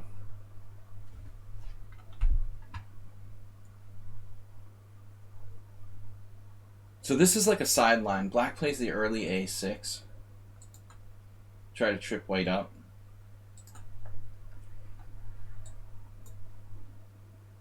Somehow I doubt Schieberspieler's ever played like the 4 pawns attack, King's Indian, with white. I have a friend who's an expert at it. I've always been a little bit unsure myself. b5 is interesting. Go. Possible to play that. Just go.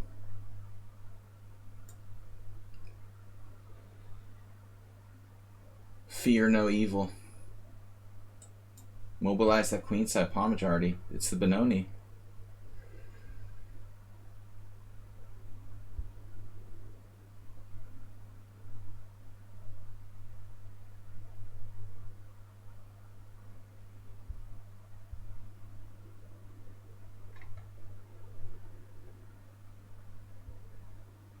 Well, I don't think... I like Schieberspieler said he's playing randomly. So, Yuri... Okay, so Yuri is George. Right. Yuri. It's like Yuri.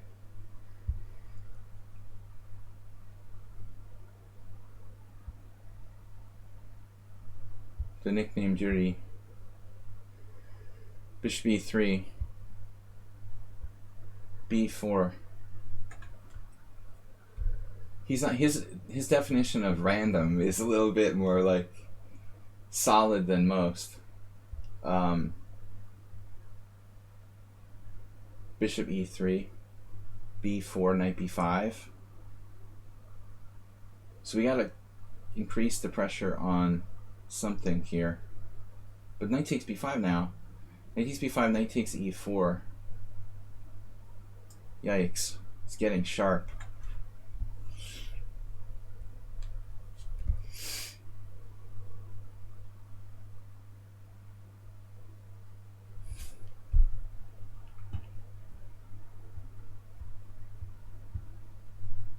Oh no. Knight takes e4?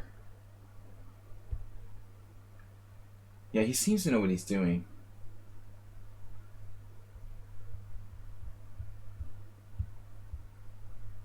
Sort of. More than he lets on.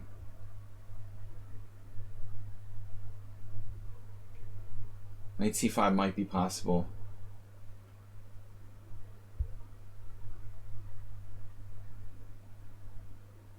There's like b5, b4, knight b5, b3. I don't see anything special there. His setup looks pretty logical to me. I don't think it's clear that he doesn't know what he's doing.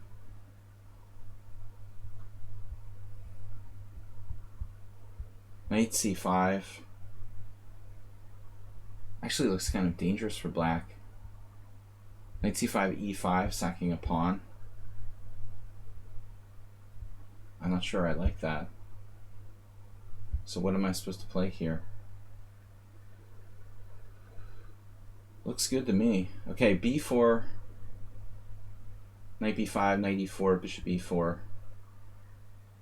What does that do?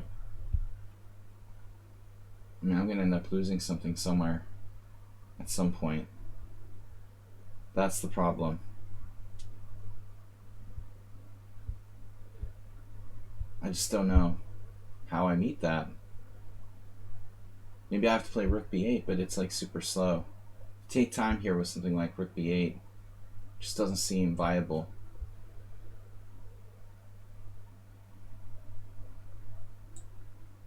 I guess we'll just have to take our chances with this. Maybe I don't have to take on e5. Maybe I can find some other move.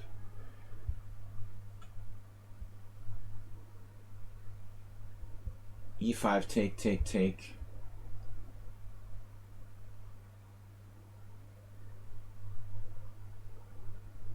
Yeah, that seems like bad for me.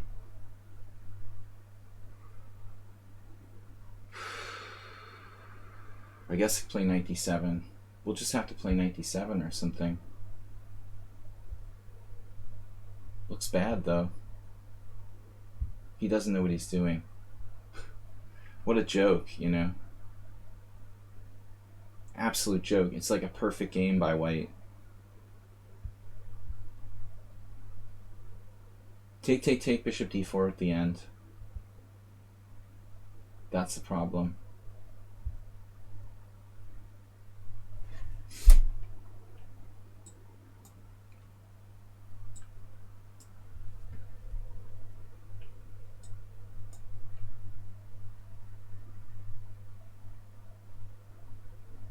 It's the best I can do. Sacrifice in exchange.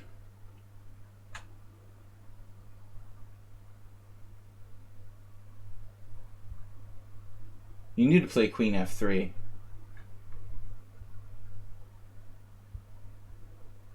No, I don't know about knight takes e4. I don't think that worked. I'm not buying that.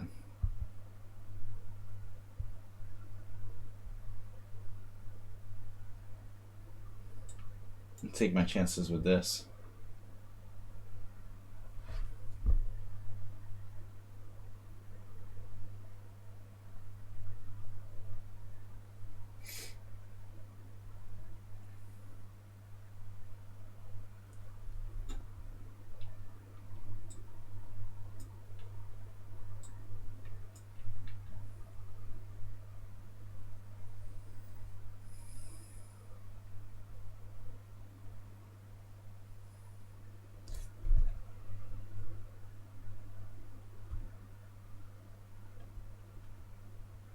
Compensation for the exchange, maybe. I guess it's reasonable.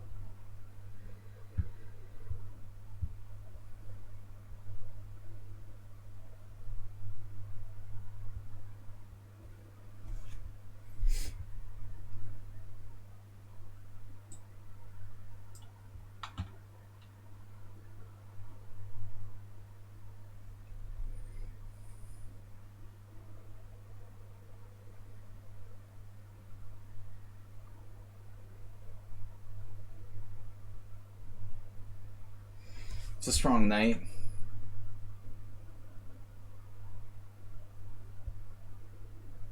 My second bishop d4 today. The other one I didn't miss. I almost did.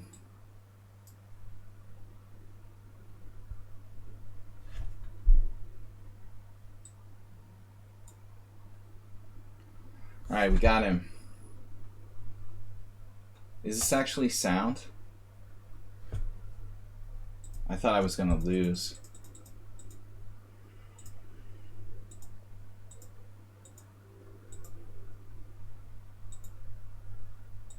Calmly found the best defense. Good job. Good job, me. Looks reasonable.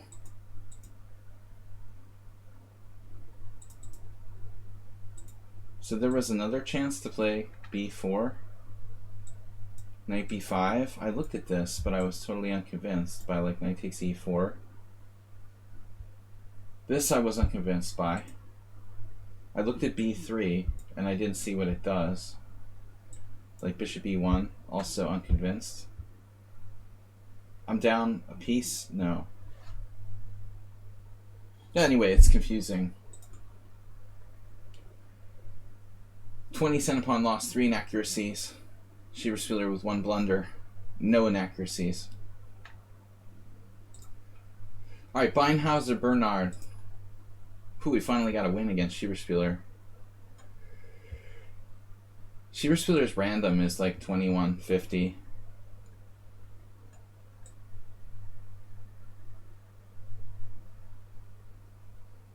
Still not bad. Yeah, well, the 4 pawns attack isn't like something that's easy to play, and you're not used to having a lot of weaknesses.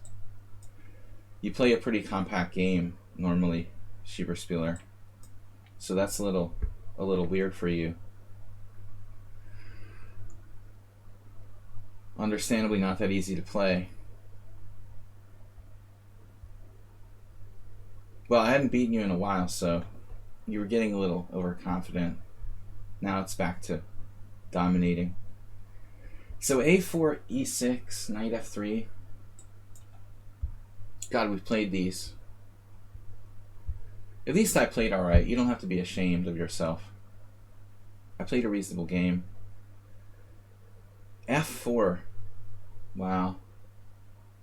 I'd like to play a pawn sacrifice here with d5, but I don't see how that's going to work.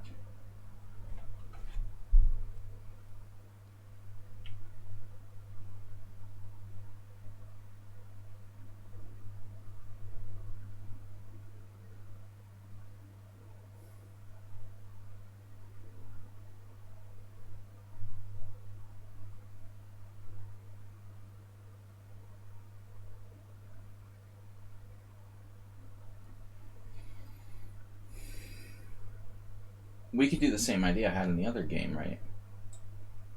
Knight f6 with the idea of d5. Maybe it's better.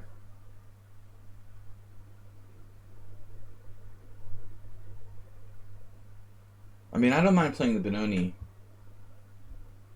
but I'm afraid if I try to play it against really strong players, it's getting exponentially difficult. Cheryl the Best, welcome to the stream. Guys, we have like 20 minutes left for today's stream. I've got to go do some video stuff. Tranquilizer. Our friend Vital Levente just went live on his stream. We can raid him. Don't let me forget to raid before we leave in like 20 minutes. Schieberspieler, myself. Good friends with Levente.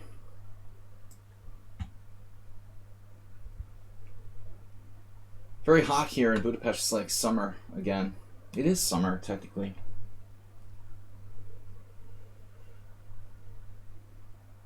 The best.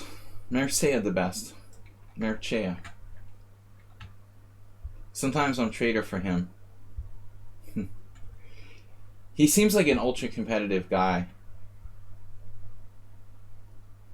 Vital Levente. He takes it seriously. A little too seriously sometimes. But you didn't become, unless you're like Anand, you don't become a grandmaster by being a nice guy. So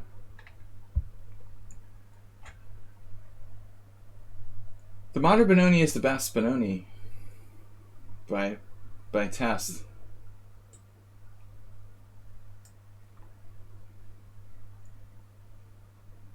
The Franco Benoni isn't considered as good. When you play like, e4, e6, d4, c5, that's not a queen pawn game, It's technically a king pawn game now. When I was learning chess and studying openings in the Dark Ages, I mean, theoreticians considered things like the Franco Benoni to be inferior. The idea is that if white doesn't play c4, they can do without c4 and play knight c3 and then use the c4 square for the pieces. That's theoretically similar to my game with, who, 2 games ago with Burger. The same thing, like our knight on d4 is strong, the knight on e5 is strong. Benoni bullying. Sorry to hear that.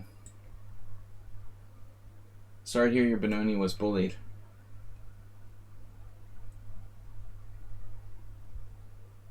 Yeah, I guess there's a lot of purists out there. Will probably tell you like the Benoni is just a bad opening, but I guess everything is relative.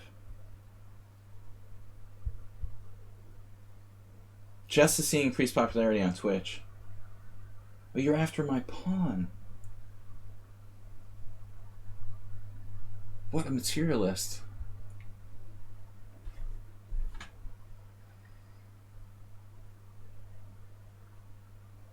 Right. Yeah, I mean, I've been streaming chess for a long time. Well, 3 years now. Relatively long time. That's not what I wanted to say, though. I guess what I was trying to say was, it's got media coverage lately because of Hikaru and his success as a streamer, primarily. Also the pandemic, it's like a perfect storm kind of thing for the chess streaming. Mainly the pandemic, because online chess is a substitute for over-the-board chess. It's perhaps we wouldn't have seen this. But, maybe it will fade, I don't know.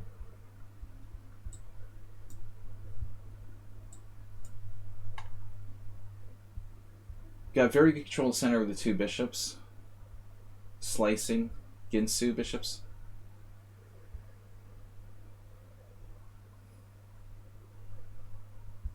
But I don't know if it's enough to compensate for a sacrificed pawn. I'm an early adopter. For me, it was a natural transition because I was doing like commentary live 20 years ago. It wasn't with video, but it's pretty much the same thing. So for me, it was very natural to start chess streaming. For others, not. I was thinking the other day, like, everybody's trying to be a chess streamer, but honestly, some people, and not to say I'm the most interesting person in the world, but some chess players are just pretty, not really cut out for it. I mean, they're just kind of boring. Chess players in general, are oftentimes, like, socially not very outgoing. So not everybody can be a chess streamer, though everybody tries. I don't know if we have enough here. I mean, it feels like we got something, but my king's in the center. I'm not real confident about that. There's possible checks here. I gotta get my king maybe to a safer place. Safe place. I can win my pawn back, yay. That's not the point, though. Damn.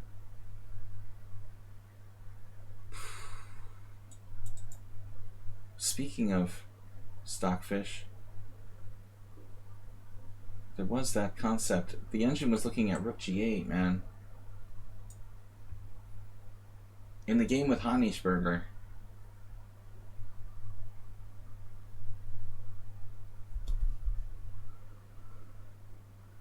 Wow.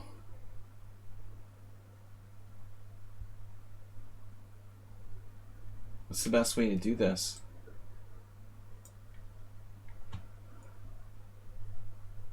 We got our pawn back, but he's hanging on.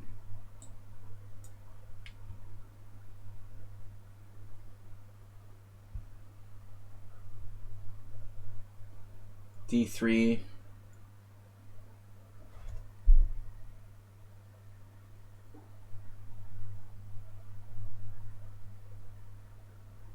The problem is, I don't really want to trade bishops in this sort of scenario necessarily. But I've got to be objective.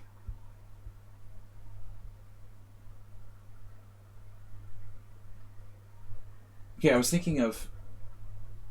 No, it doesn't work. H4 maybe. But there's a problem. Take H4. I don't know, it just seems to be too much a waste of time to try to avoid the exchange of bishops here. H4, Queen H6. What is my best move? Okay, Queen H6 is my only problem, is that loose pawn. It's not loose if I don't push it. So maybe C4.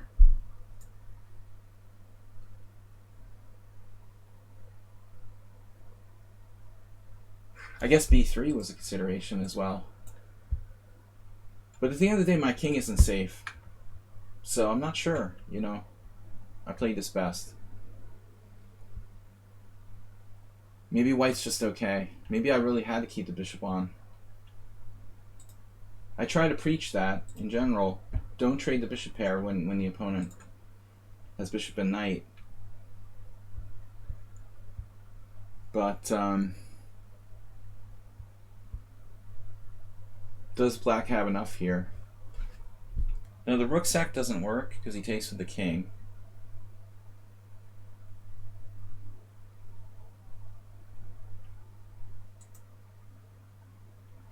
I'm not really sure what's going on here. Check and check. Check and check. You could play E5. Loses a pawn. Yeah, this is a pretty dangerous little place to be. He's going to win both my pawns, like take Queen B8 check. Actually, my rook is lost there, so that's kind of an issue. So I guess we can't do that, and I'm losing C4. So technically I just blundered.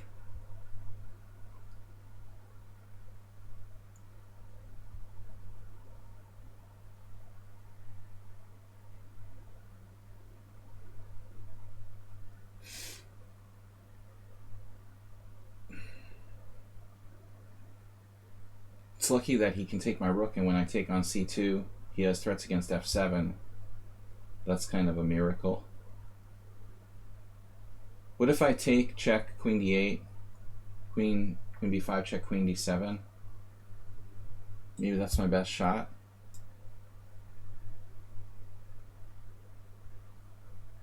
But white is not in any danger.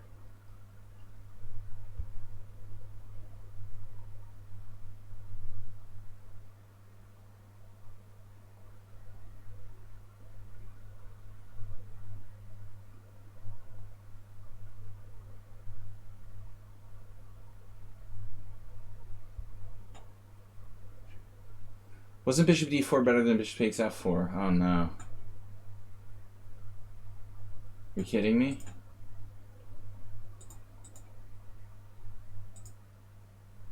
Oh, I had bishop d4. You feel unfairly discriminated against, don't you, Schieberspieler? Of course, I only play bishop d4 when it wins queens, you know, not when it wins rooks. Yeah, that would have killed him. Damn.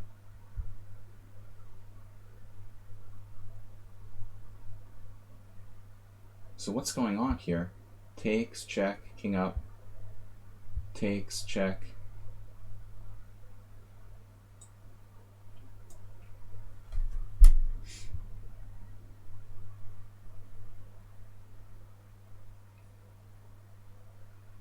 I'm lucky if he blundered.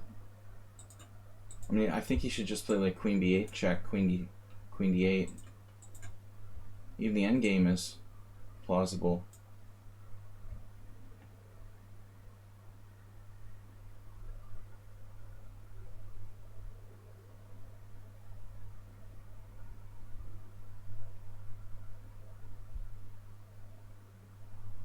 I don't think he has time to take my rook.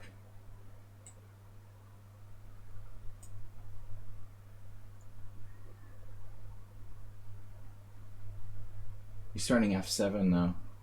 Oh no.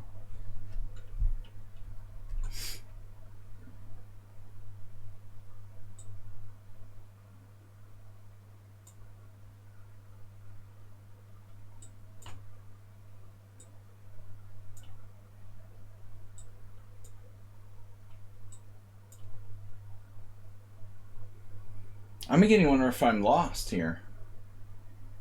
Probably not. I could just walk out. I mean, I might be winning. But I feel after I made so many mistakes, a draw is... Am I just losing? Like, can you play for a win with King H1? You're getting me on F7. This has to be a blunder by me. So I guess I should play...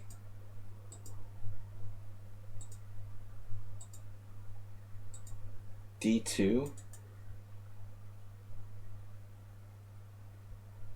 I would imagine white has at least perpetual check, though.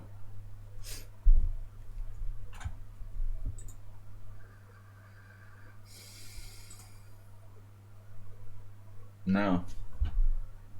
I'm lost.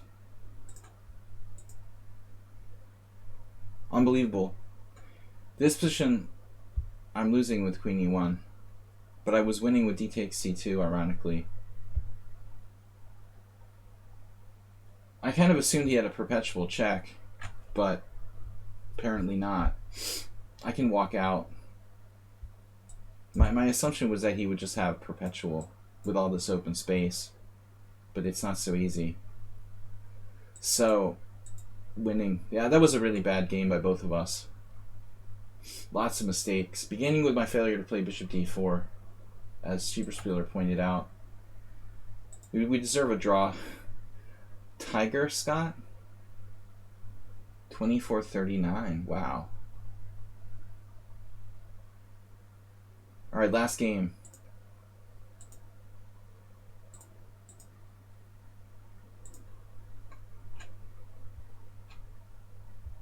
We both made tons of errors.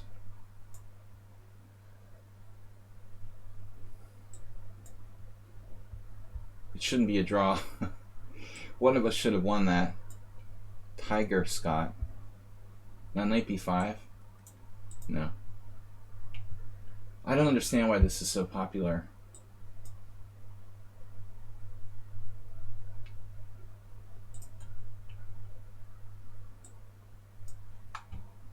It's just like easy to play, and a lot of people are memorizing it.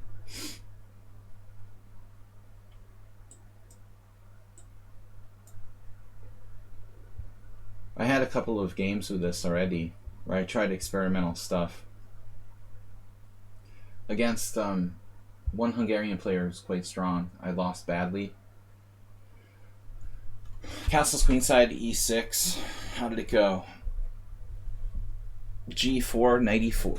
What was it? I tried to sacrifice a pawn. I guess it was castle's queenside, e6, g4, bishop e4. The last time I played this, I won.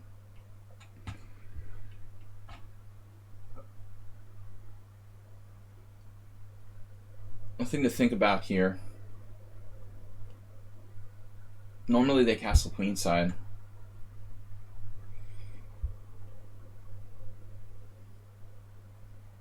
E6. So this move I'm unawares of. I suppose it's not that bad.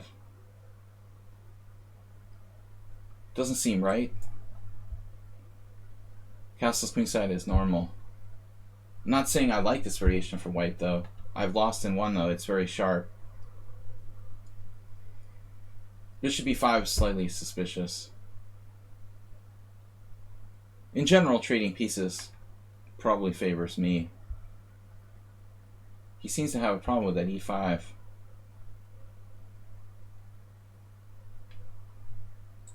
But I suppose it's not that bad.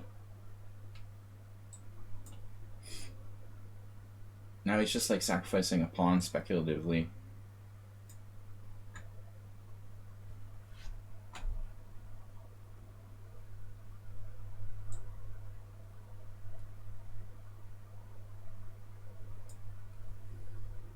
Bishop d6.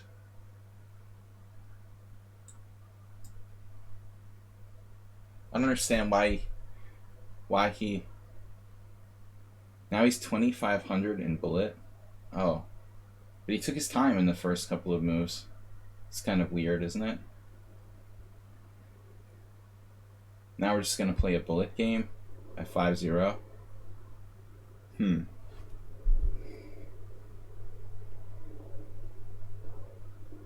g5 check, castle's queenside. Kind of risky.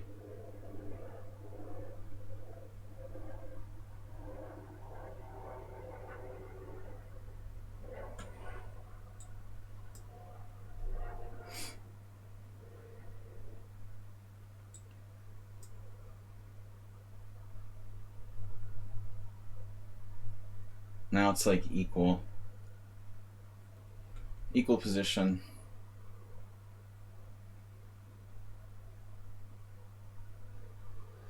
But again, I don't recommend this opening for white. For advanced players, if you're good enough to be like 2,500 in bullet, you should really play something more complex. I think the London system, maybe it's easy for bullet players, you know, because you don't have to think too much about the opening and stuff. Queen d2. What does that do? Weird. That's a bit odd.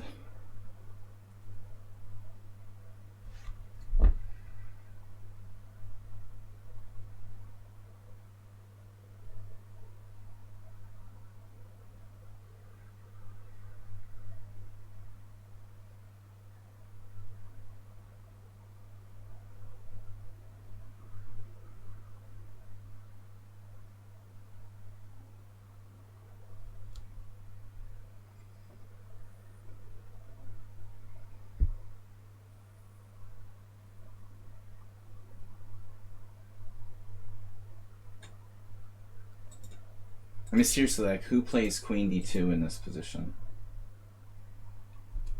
That's the weirdest move ever.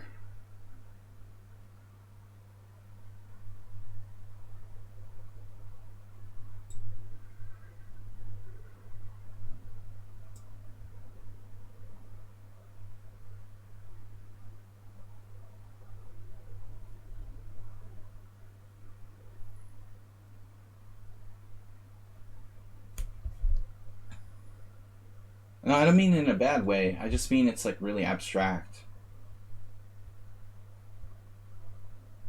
Abstract.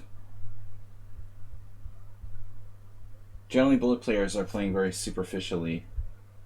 So I think that's quite a surprising move, you know, for a superficial, time-oriented player to find queen e2. Queen e2 is amazingly complex. He has to calculate stuff like e takes, rook takes, bishop f4, and make sure that, for example, doesn't work. Putting his queen on that dark square diagonal.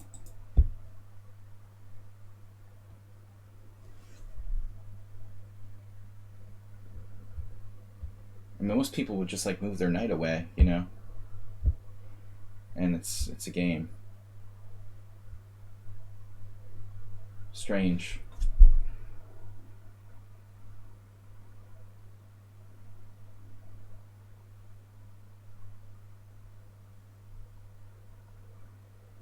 But I appreciate that he's using his time.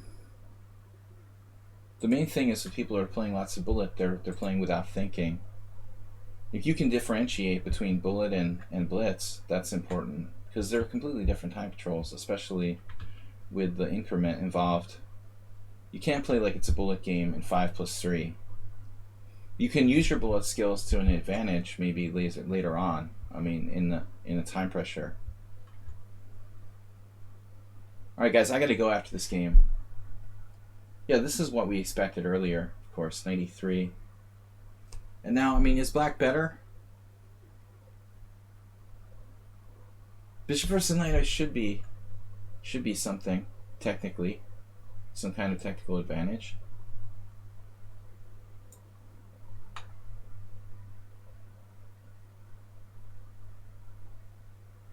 I have to get my queen out of take. I mean, I guess c7. I didn't like rook d7. But I guess there I could even play queen c6. Trading bishop for knight is anti-London stream. Yeah, I'm very anti-London. I had a comment from one of my Facebook friends the other day. And anytime I see someone saying something anti-London, I jump on the bandwagon. I admit it's okay for beginners, you know. Bishop e3, so h4, great tactical idea.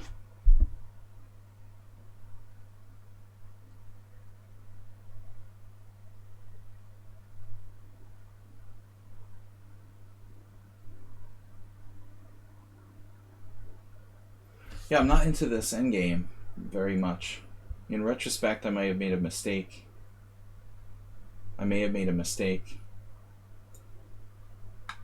Playing queen g5 rather than something more mundane. But my options were limited. Queen f6, queen c7. He's control the open file here. Bishops are better than knights. Both kings are relatively safe. There's a c file here. I would think that black has a microscopic advantage. Well, the time doesn't matter, man. I mean, if he's a bullet player who's 2500, he can play the whole game with less than 1 second per move. So I don't think the time advantage matters a lot against a player like that, Schieberspieler. You know, and the biggest mistake you can make is trying to play for their time, especially if there's increment. I don't really think it matters that much. It matters maybe for him, but if I'm going to try to beat him, I'm not going to do it with time, you know. I'm going to do it with position. I don't really rank that time advantage as all that relevant.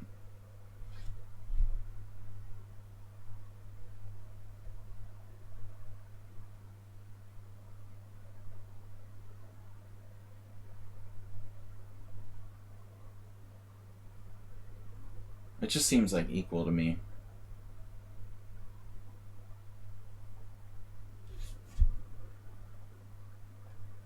Maybe queen e4. Then he's just developing a piece, though. I mean, what does that do?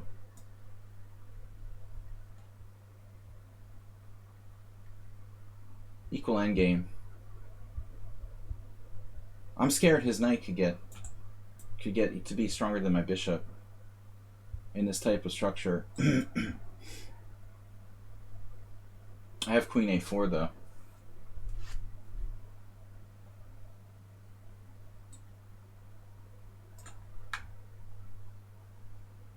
So you have to take with the rook.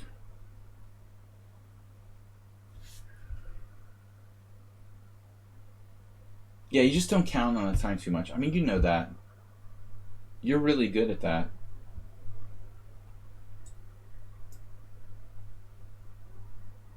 I mean, I think your time management is excellent. You don't play for time unless you have to. Okay, so now we're up a pawn.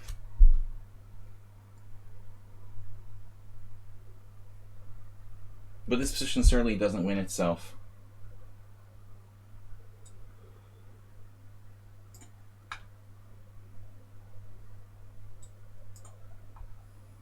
Now I can grab the 2 rooks for the queen.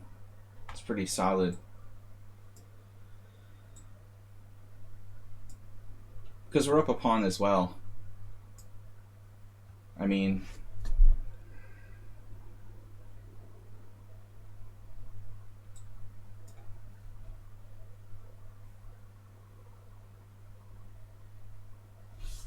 he's got no chance of creating a pass pawn.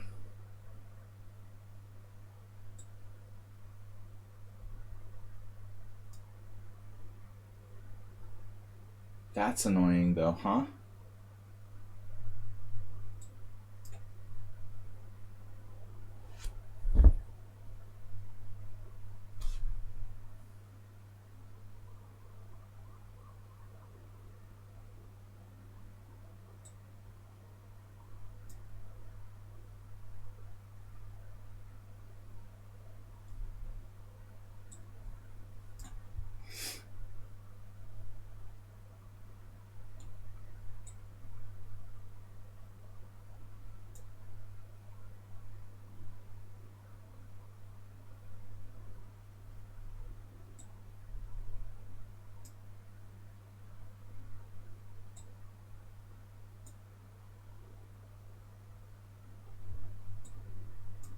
Oh, he's got that.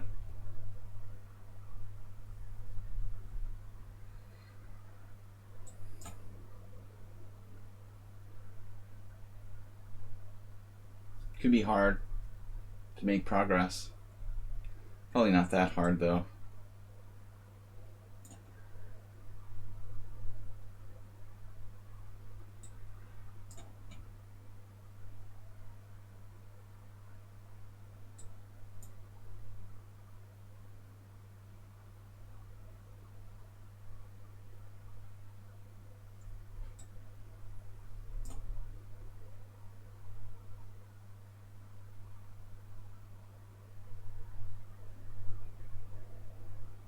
Just want to pick off the pawns one by one.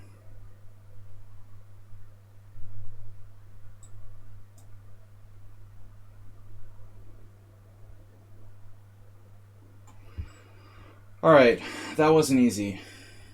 Guys, thank you for watching. We're going to be back tomorrow night. I've already set up the tournament. It's this. For our club, if you'd like to join our team, Pawn and Horses Club, here on lichess and Twitch, this is our club, or team, if you'd like.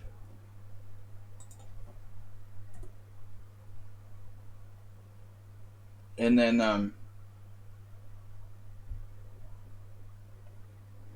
the tournament in question was this one. Tomorrow night, Schieberspieler. You've already got 2 decent players in there. If you'd like some experience playing with us masters. Tomorrow night at 6:45 CEST here upon the Rapid Swiss in 29 hours. I will see you guys later. Thanks for joining. And we'll be back tomorrow night.